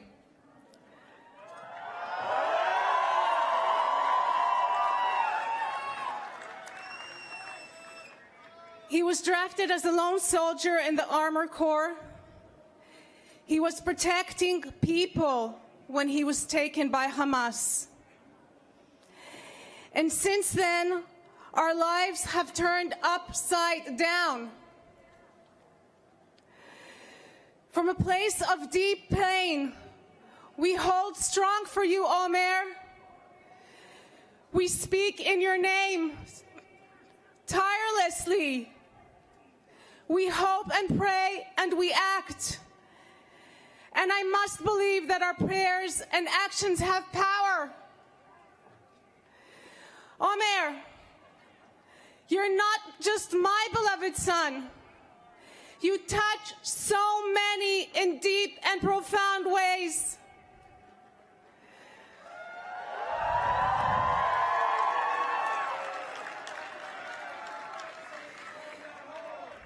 Bring them home. Bring them home. Bring them home. Bring them home. Bring them home.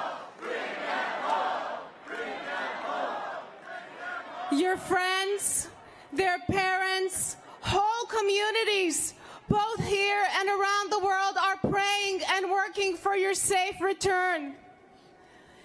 And to everyone gathered here today, I want to tell you that there is power in speaking Omer's name, posting his picture, and keeping his story in the public eye, calling your representatives every single day. There is power in showing him the same love and compassion he has spent his young life showing everyone he meets. We all must use the power that we have to help bring Omer and all of the hostages home now. Bring them home. Bring them home. Bring them home. Thank you. Bring them home.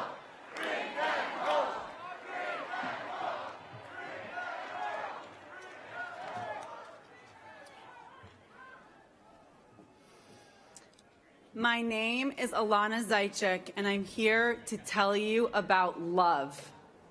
On October 7th, my cousin, Sharon, her husband, David, their 3-year-old twins, Emma and Yuli, my cousin, Danielle, her 5-year-old daughter, Amelia, all 6 of them were brutally kidnapped from kibbutz Nir Oz.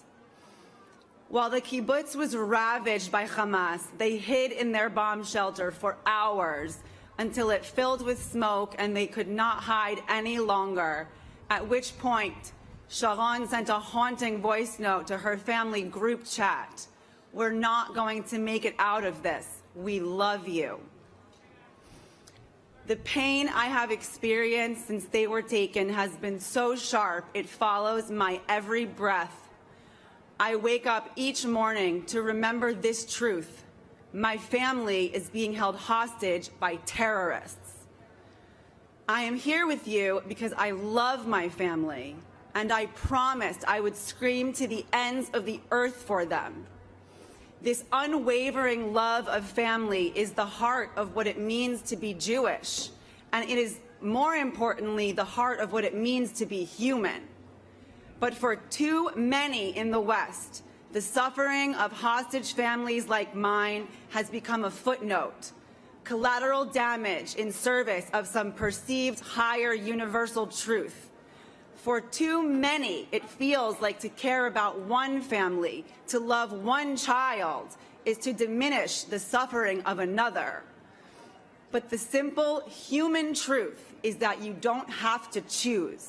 You can abhor the suffering of Palestinian families and the suffering of Israeli families like mine. You can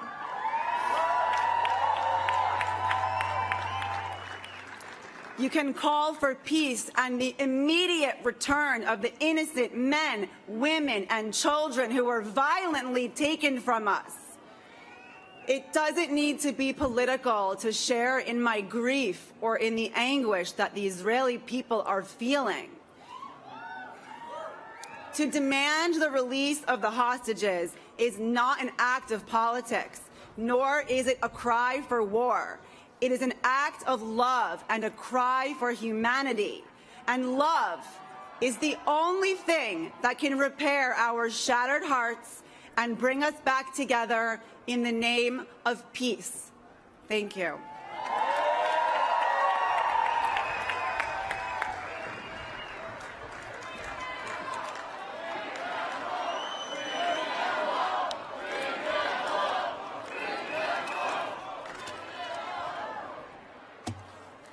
My name is Rachel, and I am the mother of Hirsch Goldberg Poland, a wounded civilian American-Israeli kidnapped from the music festival on October 7th. Right now, how we are living is hard to describe to you. We hostage families have lived the last 39 days in slow motion torment. For 38 nights, none of us have slept the real sleep of the before.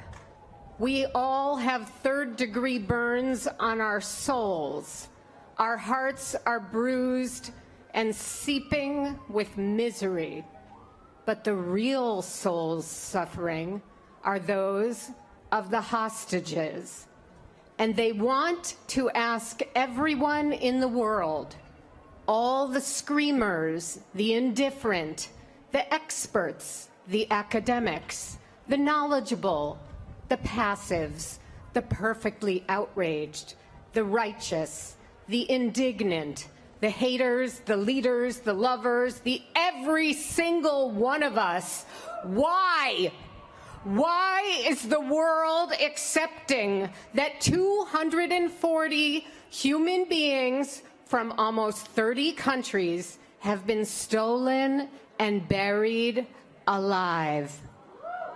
These children of God range in age from 9 months to 87 years.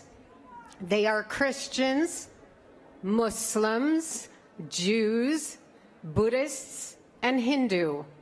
Why are they being left underground in the dirt? Abigail Moore Idan is 3 years old. She watched her parents get murdered in front of her and was then kidnapped.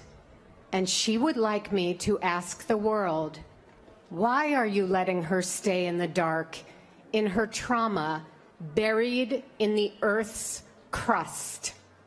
And Joshua Molel, who is a Tanzanian African graduate student studying agribusiness, would like for me to ask you why somehow his life actually doesn't matter. The world must prepare what we will say to them. There was a Christian German who hid Jews during the Holocaust, and he was asked why he did such a heroic and dangerous act.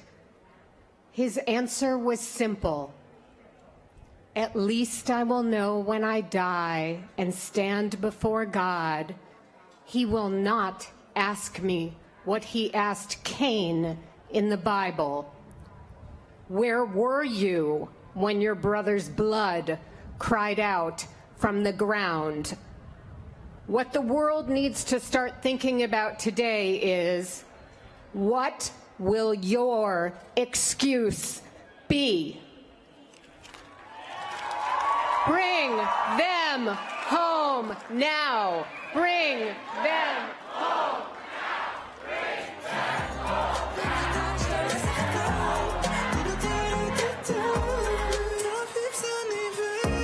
Please welcome the co-chairs of the Bipartisan Congressional Caucus to Combat Anti-Semitism, Senator Jackie Rosen, Senator James Lankford, Representative Chris Smith, and Representative Kathy Manning.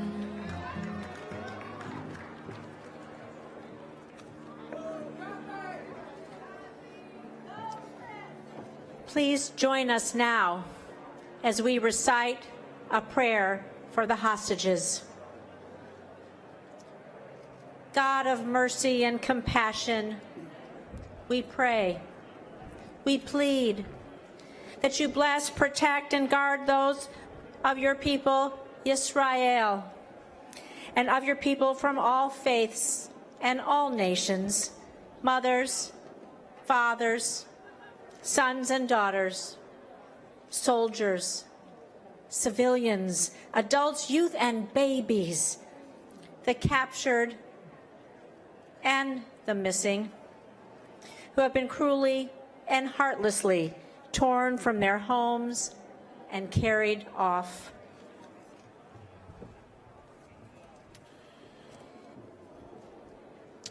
May God have compassion on them and bring them out from darkness and the shadow of death. May God break their bonds, deliver them from their distress, and bring them swiftly back to their families' embrace.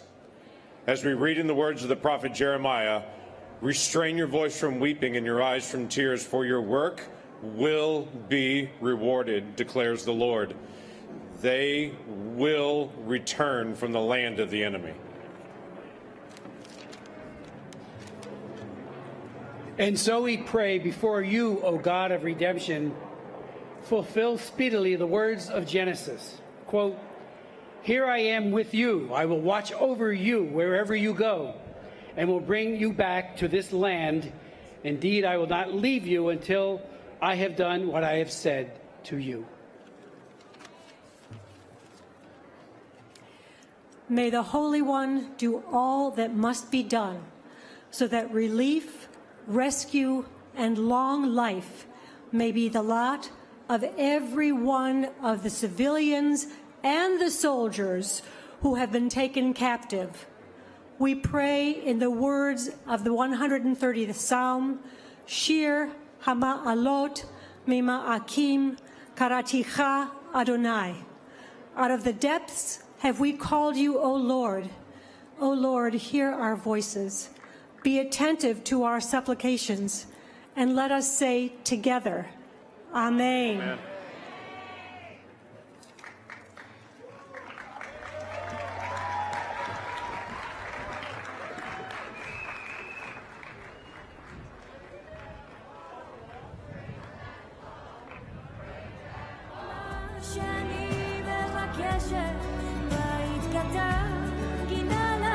Please welcome back to the stage the Maccabees.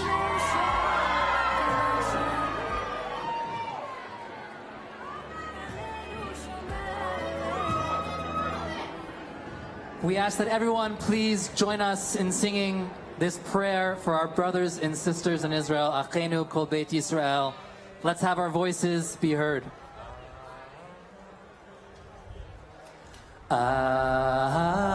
Achenu Kol Beit Yisrael,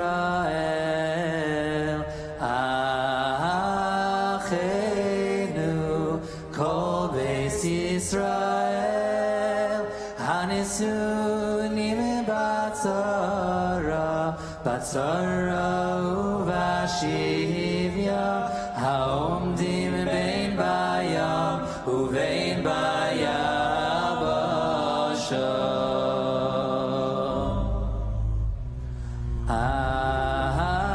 Achenu Kol Beit Yisrael,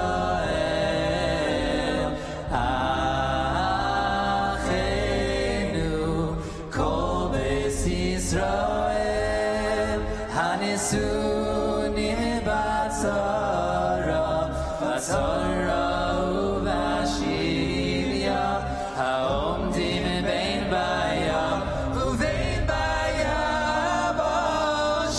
Let's hear you, come on.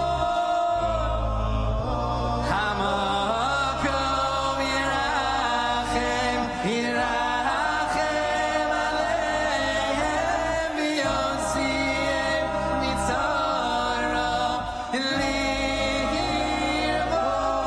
Lirvochom Mefela Liora, Umishibur Legeula Hashem, Bagala Uvizman Karim. Louder, louder. Hamakom Yirachem, Yirachem Aleichem, V'yotzihem Mitzara, Lirvochom Mefela Liora, Umishibur Legeula Hashem, Bagala Uvizman Karim. One more time, one more time.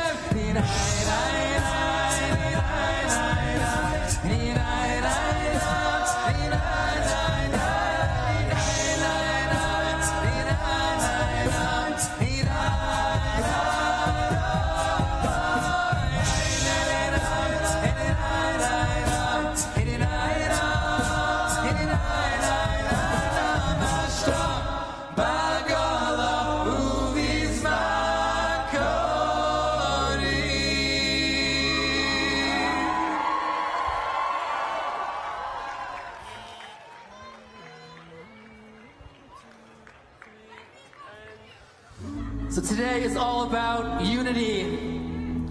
So we want to invite to the stage a very, very special friend. Everyone, please give it up for Matisyahu.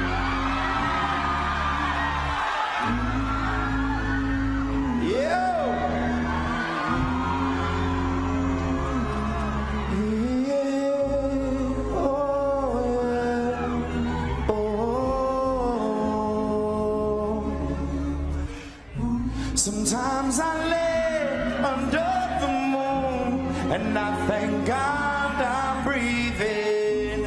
And then I pray, don't take me soon. I am here for a reason. Sometimes my tears I drown, but I never let it get me down. So when negativity surround, I know someday it'll all turn around, because all my life I've been waiting for, I've been praying for the people to say, we don't wanna fight no more, there'll be no more war, and our children will play. One day, one day, one day, oh, one day, one day, one day. It's not about win or lose. We can lose when they feed on the soul and I innocent blood-drenched pavement. Keep on moving though the water's staging. And in this maze you can lose your way. Your way. It might drive you crazy, but don't let it phase you. No way. No way. Sometimes in my tears I drown, but I never let it get me down. Washington, D.C., let me hear you.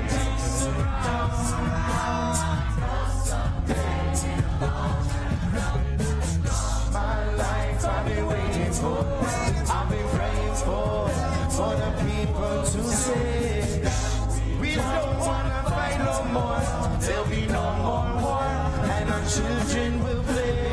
One day, one day, one day, oh, one day, one day, one day.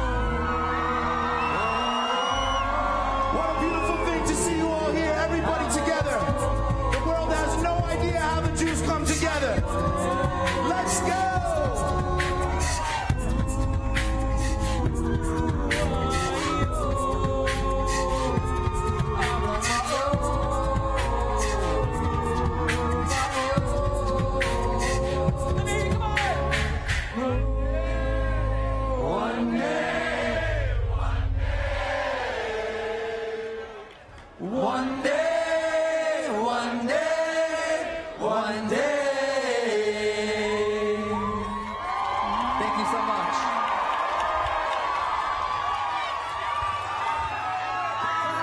Please welcome Israel's ambassador to the United States, Michael Herzog.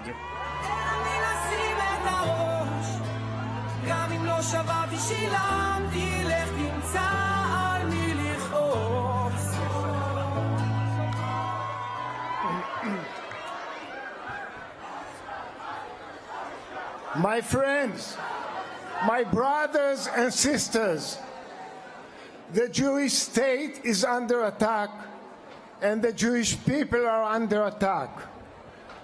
On October 7th, I received a call from a senior IDF general who shouted, "Israel is at war. We are at war."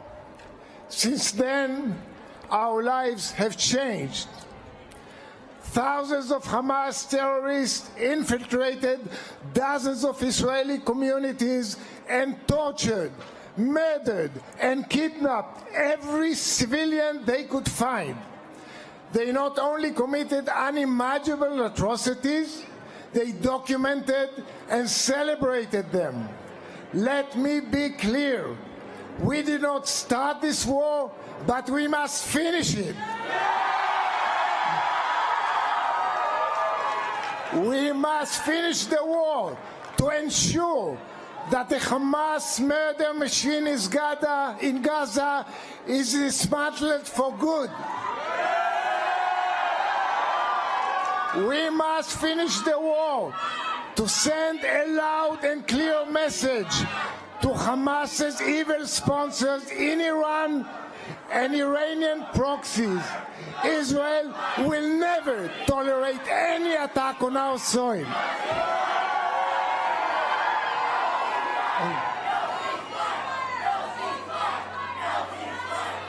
And we must finish this war to return the hostages. To you and to the families, I say, we will leave no stone unturned until we bring them back home. Bring them back home.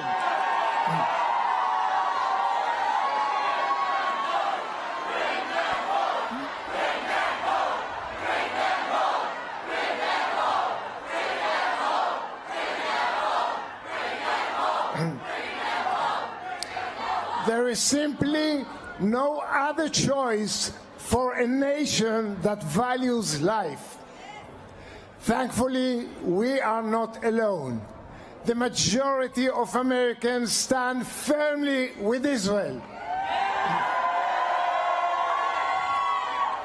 Thank you to President Biden and his administration for your steadfast support.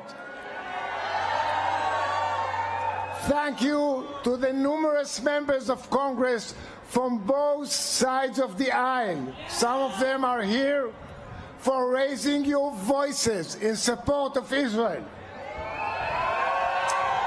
We will not forget your backing during these dark days.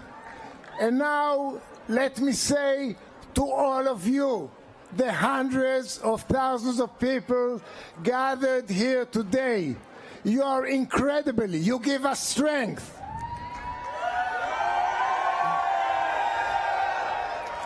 Now is a time to raise your voice. We are witnessing mass rallies around the globe and also here in the US, vilifying Israel, glorifying Hamas, and celebrating the murder of Jews.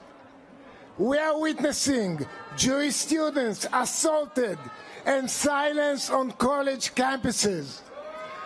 We are witnessing Jewish demonstrators attacked and in some cases killed. The dark demons of anti-Semitism have been unleashed. The choice between good and evil has never been clearer. Do you stand with a terror organization that kills women, children, and the elderly in cold blood? Or do you stand with a democracy that does...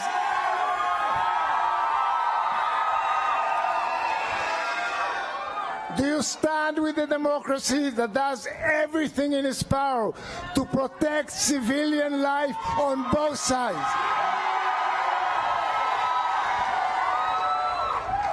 My friends, there are defining moments in history, and this is one of them. At this moment, no one can remain silent. We must raise our voices in support of the one and only Jewish state. Raise our voices against those who oppose Israel's right to defend itself. Raise our voices when we see Jew hatred being spewed unchecked. Raise our voices loud to denounce Hamas for what it is, the barbaric ISIS-like terror organization. Raise our voices loud to bring all the hostages back home.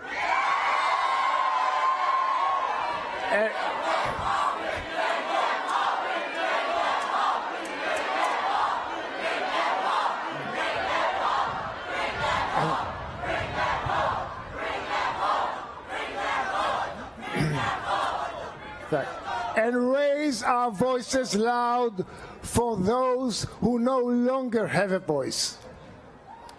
My friends and my brothers and sisters, we are a grieving nation, yet we are united and determined. And together with you, through our shared voices, values, and strength, together, we will defeat evil and we will prevail. Am Israel Chai.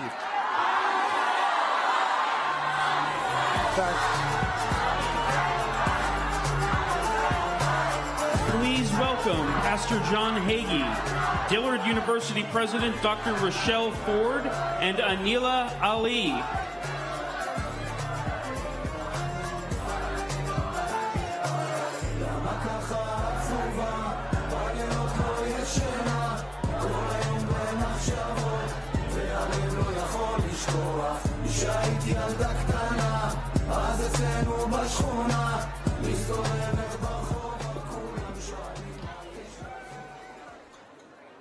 As we gather here today, in Israel's darkest hour since the Holocaust, the Jewish people once again search the globe for friends.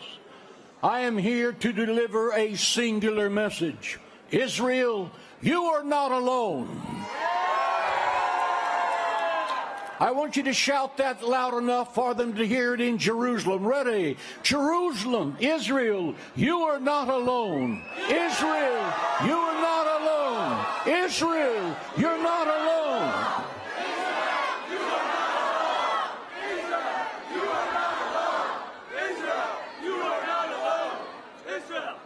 While the Jewish state faces the greatest danger since her rebirth 75 years ago, we pray for the people of Israel and the leaders of Israel. May God give you the wisdom of Solomon and the courage of King David and the victories of Joshua. You, the leaders of Israel, and you alone should determine how this war is going to be conducted and concluded. You decide, no one else. Israel has shown the world that it overcame the tragedy of the Holocaust through the power of hope. Israel has demonstrated the courage to make peace with its neighbors. Israel has always proved that it has the strength to wage war against its enemies.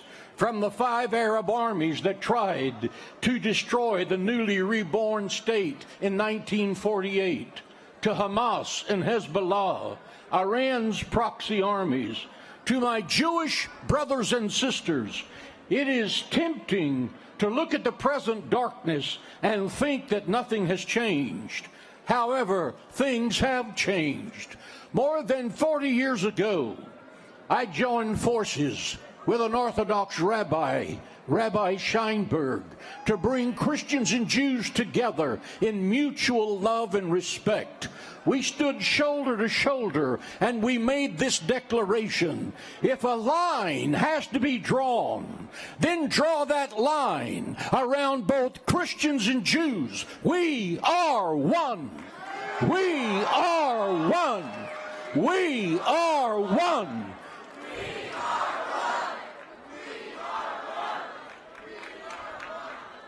Today we extend that line around everyone who is gathered here. We must all stand united with one voice and boldly declare over and over, Israel, you are not alone. After the October 7th massacre, we must all make choices. We either choose to love life or we choose death. We choose peace or terror. We choose Israel or Hamas. There is no middle ground in this conflict. You're either for the Jewish people or you're not.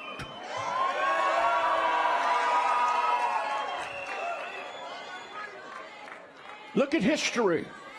From Pharaoh to Haman to Hitler, all of these anti-Semitic cowards are remembered only for their failed attempt to destroy God's chosen people. And Hamas is going to suffer the same fate. To Israel's enemies, making threats against Israel is nothing more than a self-fulfilling prophecy about yourself. When you speak of Israel passing away with a sudden storm, you're only speaking of your own demise. Where are the nations that have persecuted the Jewish people? They are historic footnotes in the boneyard of human history. Where is Israel and the Jewish people? Despite the efforts of Iran, Hamas, and Hezbollah to destroy the Jewish nation, Israel lives. Israel lives. Israel lives.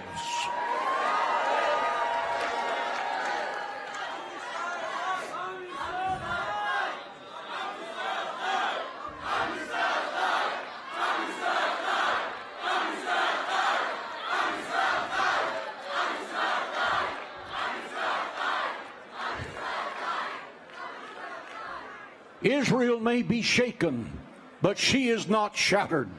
The God of Abraham, Isaac, and Jacob guarantees Israel's deliverance will come, as proclaimed every year during Passover. It says, in every generation they rise against Israel to destroy it. And the Holy One, blessed be He, saves Israel from their hands. The Bible says, He that keepeth Israel neither slumbers nor sleeps. To those who seek to justify the slaughter of Israelis by demonizing the Jewish state, Israel is not merely a state. When millions of Zionists mention Israel, they don't just mean the only freedom-loving democracy. Israel is this and more. Israel is the apple of God's eye. Israel is the shining city on the hill. Israel says, God says of Israel, Israel is my firstborn son.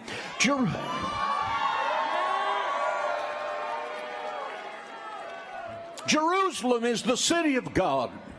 Jerusalem is the shoreline of eternity. Jerusalem is the eternal capital of Israel today and forever.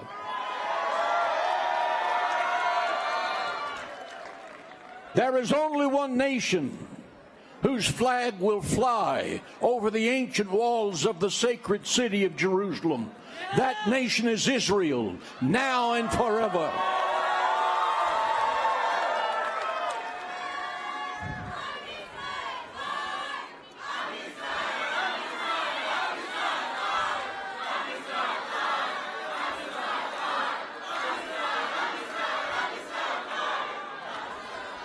Those of us standing here and millions of other Christians were not here during the Holocaust, but we're here now.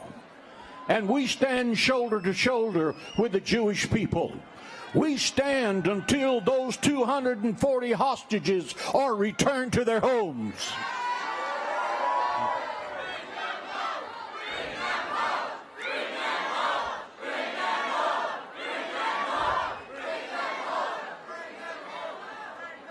For where there is unity, God Almighty will command His blessings. When America was attacked in World War II, victory was our only aim, and Israel should be afforded that same opportunity. For history has shown that without victory, there is no survival. Israel has victory, and that victory will come when all of the hostages are safely home. Israel's victory comes when the terror tunnels have been destroyed. Israel's victory will come when Hamas and Hezbollah are in the ash heap of history along with Haman and Hitler.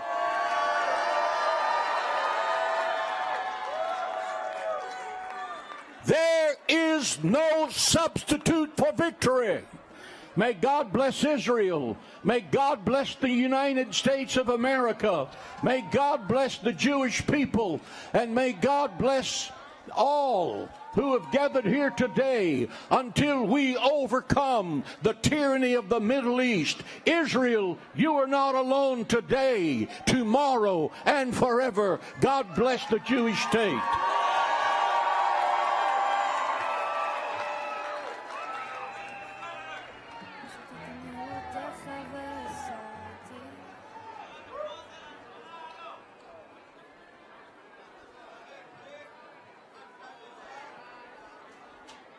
God's timing is always perfect. For about 6 months, Rabbi Ari Berman, Yeshiva's president, and I have been trying to meet regarding partnerships with Dillard University's revived National Center for Black-Jewish Relations. We finally connected on October 11th when Rabbi Berman just returned from Israel. His heart was heavy, and I said to him, the Bible says that the Jewish people won when Moses held his arms up. But who was holding Moses's arms? It was Aaron and Hur. Let us be your Aaron and Hur. Lean on us.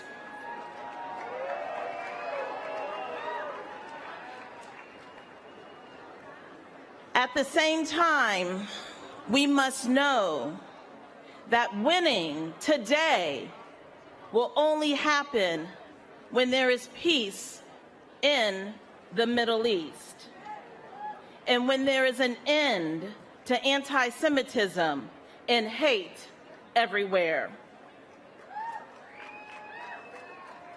Therefore, I ask you to join me in pausing to acknowledge that have been too many innocent people in Gaza, in Israel, who have died. And I pray for peace and safety for all human beings who are in harm's way. You, my brothers and sisters, are not alone. Together, President Berman and I co-wrote a statement that more than 100 other college and university presidents and chancellors signed, condemning the terrorism and calling upon all to act with more clarity in seeking truth and to stand with Israel and to stand with the Palestinians who suffer under Hamas's cruel rule in Gaza. We must stand with all people of moral conscience. We must seek understanding. We are committed to helping our students to find truth and understanding in this complex world. No one should be condemned or threatened for expressing their support or their advocacy for their nationality, their religion, or their ethnicity. Let's move beyond sound bites. Let's work together to promote understanding. We must remember that it was Black American troops that helped to liberate the concentration camps during World War II. We must remember that Jewish leaders like Rabbi Abraham Joshua Herzog marched with Dr. Martin Luther King to end segregation and advocate for civil rights. We must promise to keep talking, to keep listening, and to help each other to understand each other better. We must lean into love. Be empathetic. Being empathetic is what will help us to move forward. We understand that our families are all scared. We hold fear for those of us with loved ones in the military and those who live in harm's way. We live in fear that the help might not get to the people who need it most. As someone who is Black and with indigenous ancestors, I know how important it is to fight the pull of hate that comes from fear. Therefore, we must help each other to fight the easy and the natural urge to give in to blind rage and hate, and help each other to love humanity, to value each other,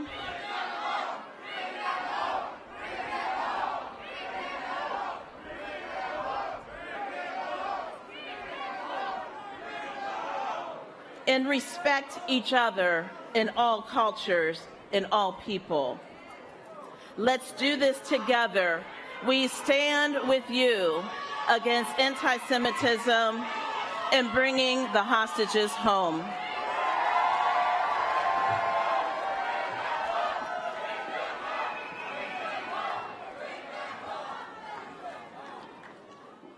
Shalom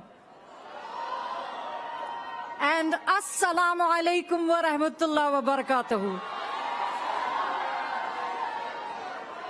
I am Anila Ali.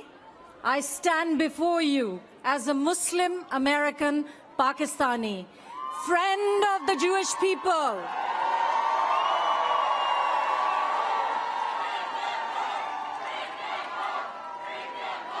Inshallah, inshallah. I'm here to affirm to my Abrahamic brothers and sisters that you are not alone. Yes, we are all feeling the hurt, the pain, the fear, but we also stand united in hope that a better future for all of us is possible. Now, my brothers and sisters and young people, in the Jewish culture, faith, we call it tikwa, and in Muslim faith, we call it taqwa. You see how close we are? In 1947, my birth country, Pakistan, emerged from a bloody partition of the British India.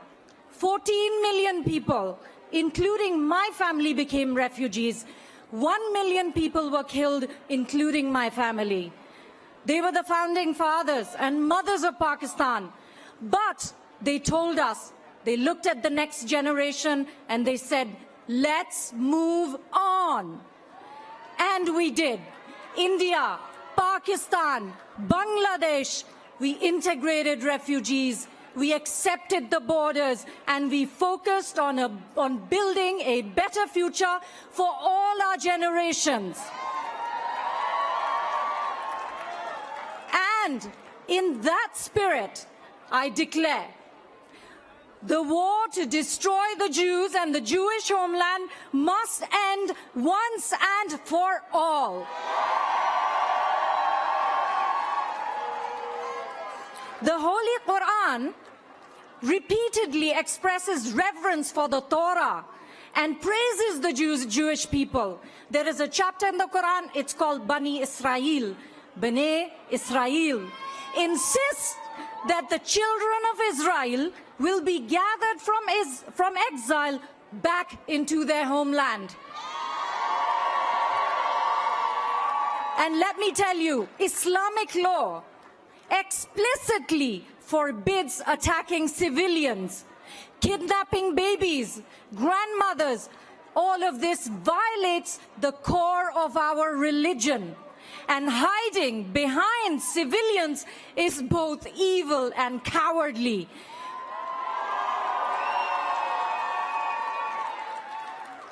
And teaching our children, our youth on campuses to hate Jews is unforgivable. I have been to Israel 3 times, and I have seen for myself how Muslims can gain by making peace with Israel, partnering with the Jewish people and focusing on a future together. Let's look at United Arab Emirates. Brothers and sisters and young people, we are taking another delegation of Muslim American women leaders to Israel. Yes, and we will meet with Israelis and Muslims whose loved ones have been murdered on October 7th. And those Muslims who risked their lives to save dozens of Jews on that day. Let me tell all of you, Muslims and Jews are not destined to be enemies. We are stronger together. We are blessed together. We, all of us, are the connected children of Ibrahim. Peace be upon him. And now, today, we are called upon to fulfill that historic destiny together. I know this is a dark time, but this is also a historic moment. We will emerge stronger, more united than ever before, and together we will forge a lasting peace. Inshallah. Bezirat Hashem. Amin.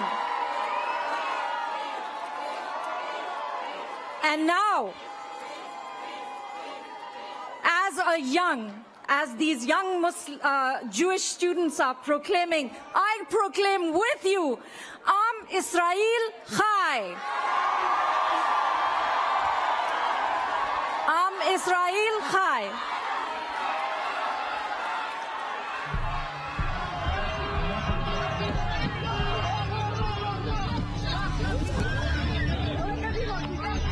Kids were running in every direction. Nobody knew which way was the way to safety. They're our seniors. They're our infants.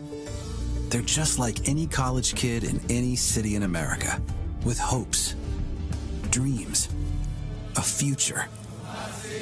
This is a time to come together, to find common ground. And yet,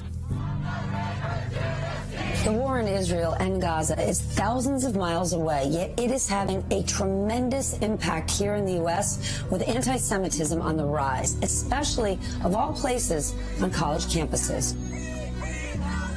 This is a protest to celebrate the, quote, historic win of Hamas in Israel.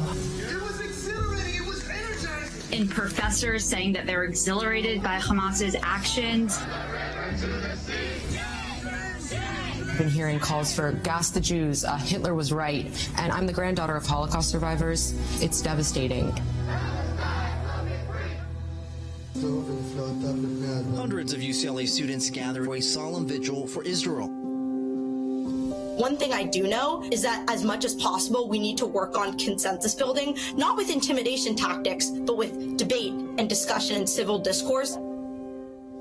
Being publicly and proudly Jewish on campus is not easy right now, but I refuse to hide my Judaism or my support for Israel. I see posters of kids just like me or my friends being torn down by people who call themselves activists. These kids deserve to be at university, not in a cave in the middle of Gaza. We're all here, we're proud to be Jewish, we're determined, we're strong, and just like Israel will win its war against Hamas, we, the Jews and students, will win the war against anti-Semitism. We're coming together. That's what we see as the best way to counteract this hate, is to come together as a community. We hosted a vigil where over 750 students showed up. It was one of the most powerful moments I've ever experienced, just seeing so many people come together. It's so important that we all stay together as a community. No matter how scary it seems right now, we will not give up.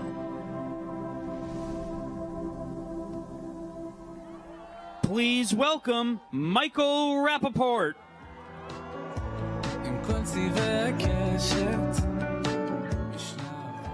What's up, everybody? What's up, everybody in the back? Everybody in the back, everybody in the front, all you beautiful Jewish people, all you beautiful people from Israel. 38 days ago, Israel was attacked. We know what happened. The hostages must come home. Free every single one of them. There cannot be a ceasefire until the hostages are home. I have never felt this prideful to be Jewish in my life. It's been a crazy time, but Jewish people around the world, we have seen it all. We have heard it all. Israel is not going anywhere. Jewish people are not going anywhere. I encourage everybody to continue to support each and every one of us. And to the people that aren't with us, you're going to thank us later. All you young people in the front, you are beautiful. You're beautiful. Stay strong, all right? Stay safe, stay sane, and make sure you stay disruptive. I'm bringing up two beautiful young students who have been dealing with all the bullshit on campuses in this country. The shocking anti-Semitism, the anti-Jewishness that's taking place here on the college universities. Everybody make sure to pray, to send love to all the hostages, to all the families that are from all around the world. Make sure you don't forget them. I've talked to some of them here today. I'm bringing up Sabrina Sofer from the George Washington University. And Noah Fay from Columbia University. Listen to what they have to say, and I appreciate you guys. Thank you.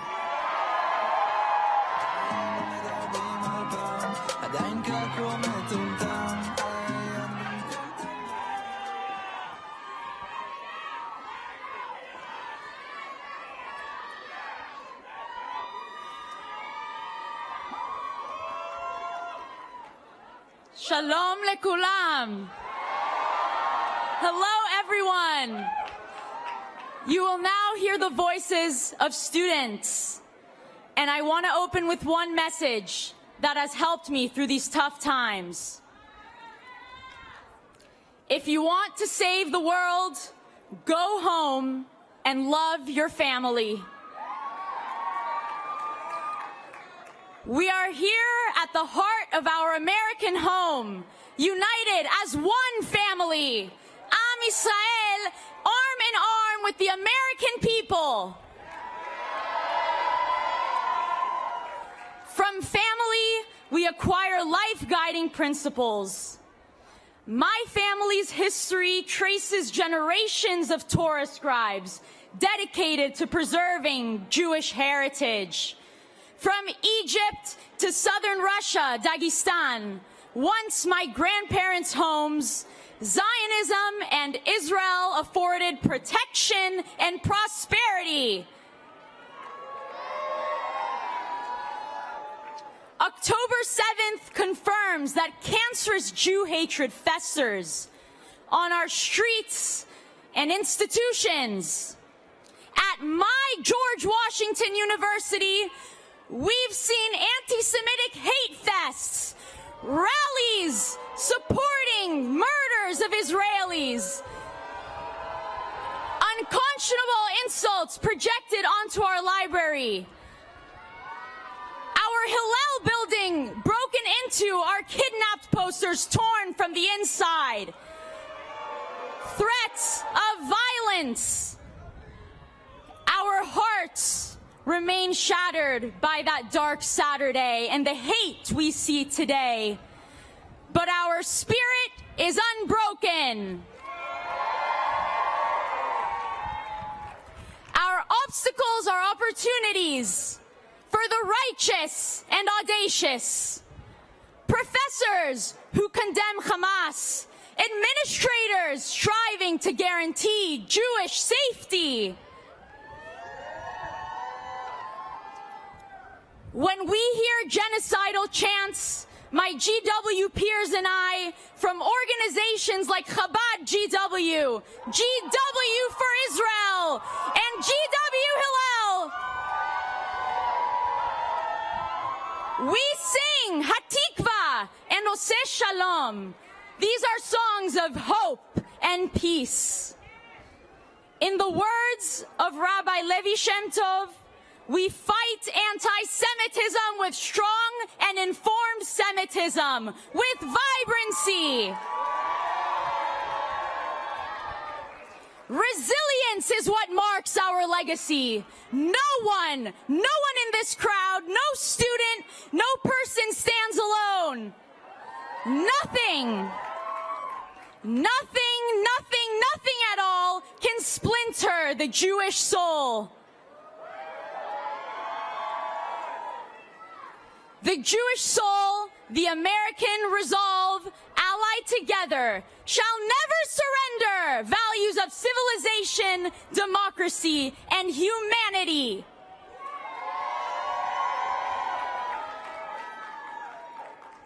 Kol Israel arevim ze bazeh. All of Israel are responsible for one another. We fought for it. We died for it. As Prime Minister Begin once proclaimed, we will forever stand by Israel.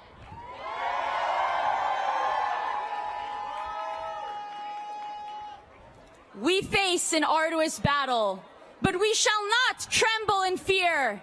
Our stars of David will shine on our chests and in our hearts. My beloved family, this generation is ready to lead, to fight with steadfast confidence and unconquerable moral courage.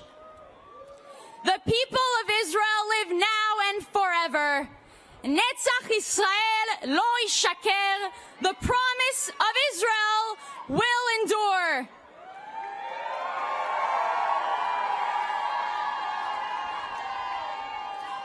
Israel chai! Am Israel chai lenatzach! Toda raba.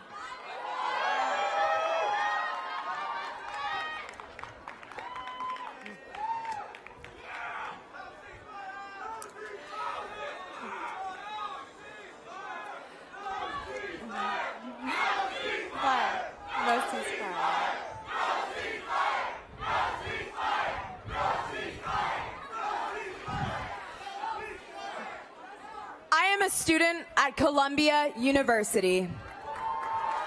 On my campus, over 100 professors have openly advocated for Israel's destruction, justifying the murders of our Jewish sisters and brothers and defending their murderers. I have said this before, and I will say it again. I am a Black, Native American, Jewish woman, and I will not be silenced.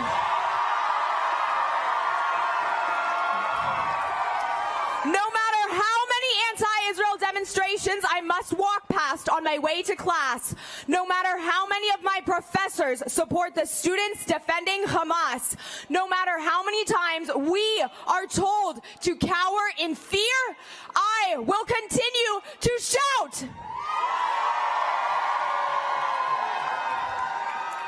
We should not have to do this, but we can do this. We must do this, and I will tell you why. Until October 7th, I think my classmates and I had forgotten not only why we love Israel, but why we need Israel. As individuals, we may have many homes. As Jews, we have but one. We have a long journey ahead of us, I know. And I know that many of my peers, faced with so much hatred and anti-Semitism on campus, are feeling helpless and hopeless. But to them I say, look around you. We are the Jews of the diaspora. This is how we fight.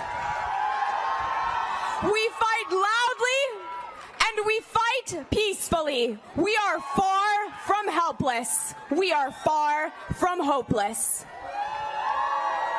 At Columbia and elsewhere, our administrators are beginning to stand with us. And here in our nation's capital, America stands with us. We are not alone. Theodore Herzog, founder of Zionism, wrote, "Whole branches of Judaism may wither and fall, but the trunk remains." We lost a beautiful branch on October 7th, we did. But as I look in front of me now, I see a very sturdy trunk. And it is from this trunk that I know more branches will grow should we will it. Toda rabah. Please welcome the President and CEO of the Jewish Federations of North America, Eric Fingerhut, and the CEO of the Conference of Presidents, William Daroff.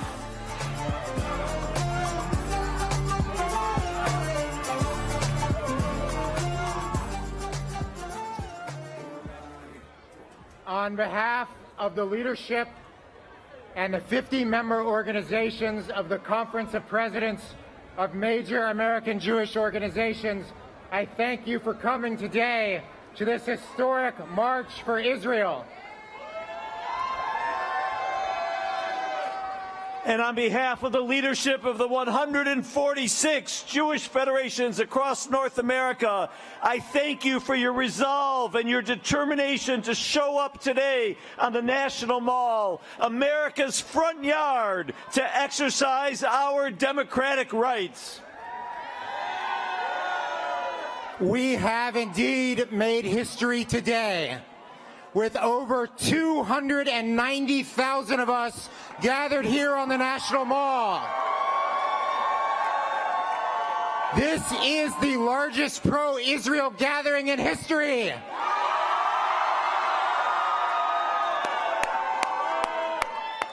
There are also 250,000 watching on live stream and C-SPAN right now. And there are also 900 participants from the Detroit Federation who arrived at the Dulles Airport a few hours ago, whose bus drivers refused to take them to a pro-Israel event.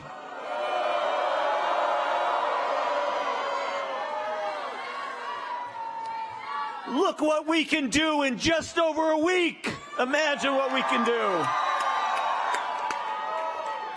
Today's crowd brings together every sector of American life, people of all faiths and creed, of all races and background, to say together with unity and strength, we support Israel's fight to rid itself of the terror threat and restore safety and security to its people. We demand the immediate and unconditional release of the hostages held in captivity in Gaza. Bring them home. Bring them home. Bring them home. And we will not allow the haters and the anti-Semites to intimidate us. We are America, and America is us. We thank and appreciate the bipartisan support of Israel from the President of the United States, Joe Biden, and the United States Congress, as reflected here today. We want them to know that support for Israel in America is overwhelming and bipartisan and transcends geography and ideology. Americans support Israel and understand why it must be victorious in its war against the Hamas terrorist army. And America's leaders must continue to reflect the will of the American people. And today's historic crowd also brings together every segment of the diverse Jewish community in this great country. We stand here together on the National Mall proudly to declare our unity in face of the most dangerous threat to the Jewish people since the Holocaust, the need to defeat the murderous, barbarous Hamas army that has already tortured and murdered thousands of Jews and will continue on this path if not stopped. As we face this challenge, our core values of Torah, our heritage, tefillah, our prayerful quest, and tzedakah, acts of goodness and kindness, guide us forward with a unique strength. Of course, our work does not stop here today. We must continue to march in our communities and in every forum we have available to us. Contact your members of Congress and urge them to support the supplemental package of aid to Israel. Contact your alma mater and demand that they act against the anti-Semitism on campus and defend the rights of Jewish students to go to school free of intimidation and harassment. Keep the hostages in the forefront of our thoughts and actions, in our conversations and on our social media and in our prayers. Bring them home. Bring them home. Bring them home. Bring them home. Bring them home. Bring them home. And support and advocate for Israel in your communities, your businesses, your schools, and your neighborhoods. Support for Israel in the capital begins with support for Israel back home. This will be a long fight. In the words of the psalm, we must neither slumber nor sleep. Hinei lo yanum v'lo yishan, shomer Yisrael. As we leave the National Mall today, we do so with gratitude for all the Americans of all faiths and walks of life who have joined us in this march. You know that Israel's fight against Hamas is no different than America's fight against ISIS or Al-Qaeda, and victory must be fought in the same manner. And as we leave this National Mall today, we do so with gratitude to all who helped make today possible, and especially to the law enforcement agencies who made our visit to the nation's capital a priority. And we leave with a love of America deep in our souls. Let our faith in God, our love of country, and our love of all the people of Israel guide us today and always. Baruch atah b'voecha, Baruch atah b'tzeitecha. Blessed were you in coming. Blessed may you be in your travels home. And now, ladies and gentlemen, welcome again, Omer Adam.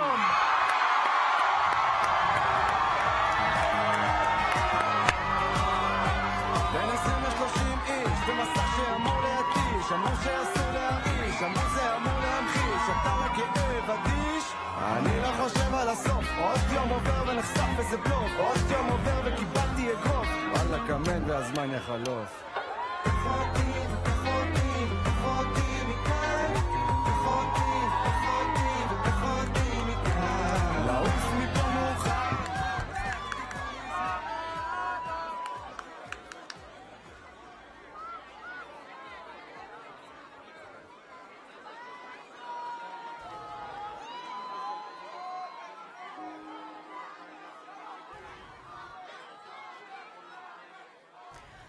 Shahar, my heart and soul have been so shattered over these last 39 days, and today seeing this beautiful sight of 290,000 people showing up for Israel, I feel some nourishment in my soul, some hope, and it is truly a welcome, welcome thing.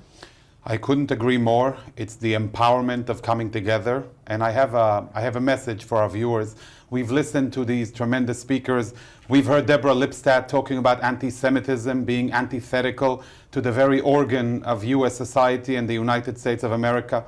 We've heard the important words of Van Jones as he spoke about black Americans who need to stand by the Jewish community, mentioning the civil rights battle in which the Jewish community stood steadfastly side by side with black Americans. We've heard Natan Sharansky, the incredible Natan Sharansky, as amazing. He spoke about his courage and the raising your voice, and he mentioned what's happening on college campuses as far as the anti-Israel hate fest and the pro-terror.